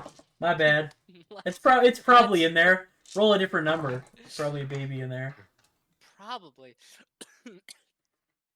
Well, because I was thinking, I'm like, oh, I'm not that close to anybody. I should be safe to like rage. So I'm like, okay, I'm like, what's child? Just The ultimate reduce spell. what's All so right, funny? so- Because at first I thought, I gotta go like, to oh, bed. you are. I'll catch you guys later. Oh, Good night. Later, Nathan. I wish I had my camera on because as I was reading it, I was like, oh, you're reduced, and then I saw like a child, and I was like, oh, for the duration. Yeah, I went to read it and I was like, hell yes. Then it was like you had a. Well, then it said your armor class was halved. I was like, Halved. excellent. Yeah. And then you just didn't attack me. It was pretty awesome. Well, I mean, other people were fucking them up, so I was like, I gotta make a decision. Yeah, that's true. I gotta go as well, I know, though. Good that's- night. Okay, night, cat. Yeah, good night. Oh, all uses of your bolstering.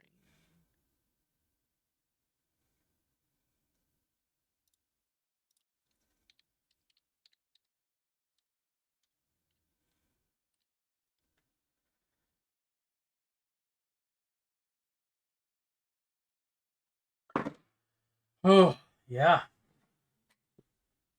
Sounds like I gotta start bolstering my encounters here.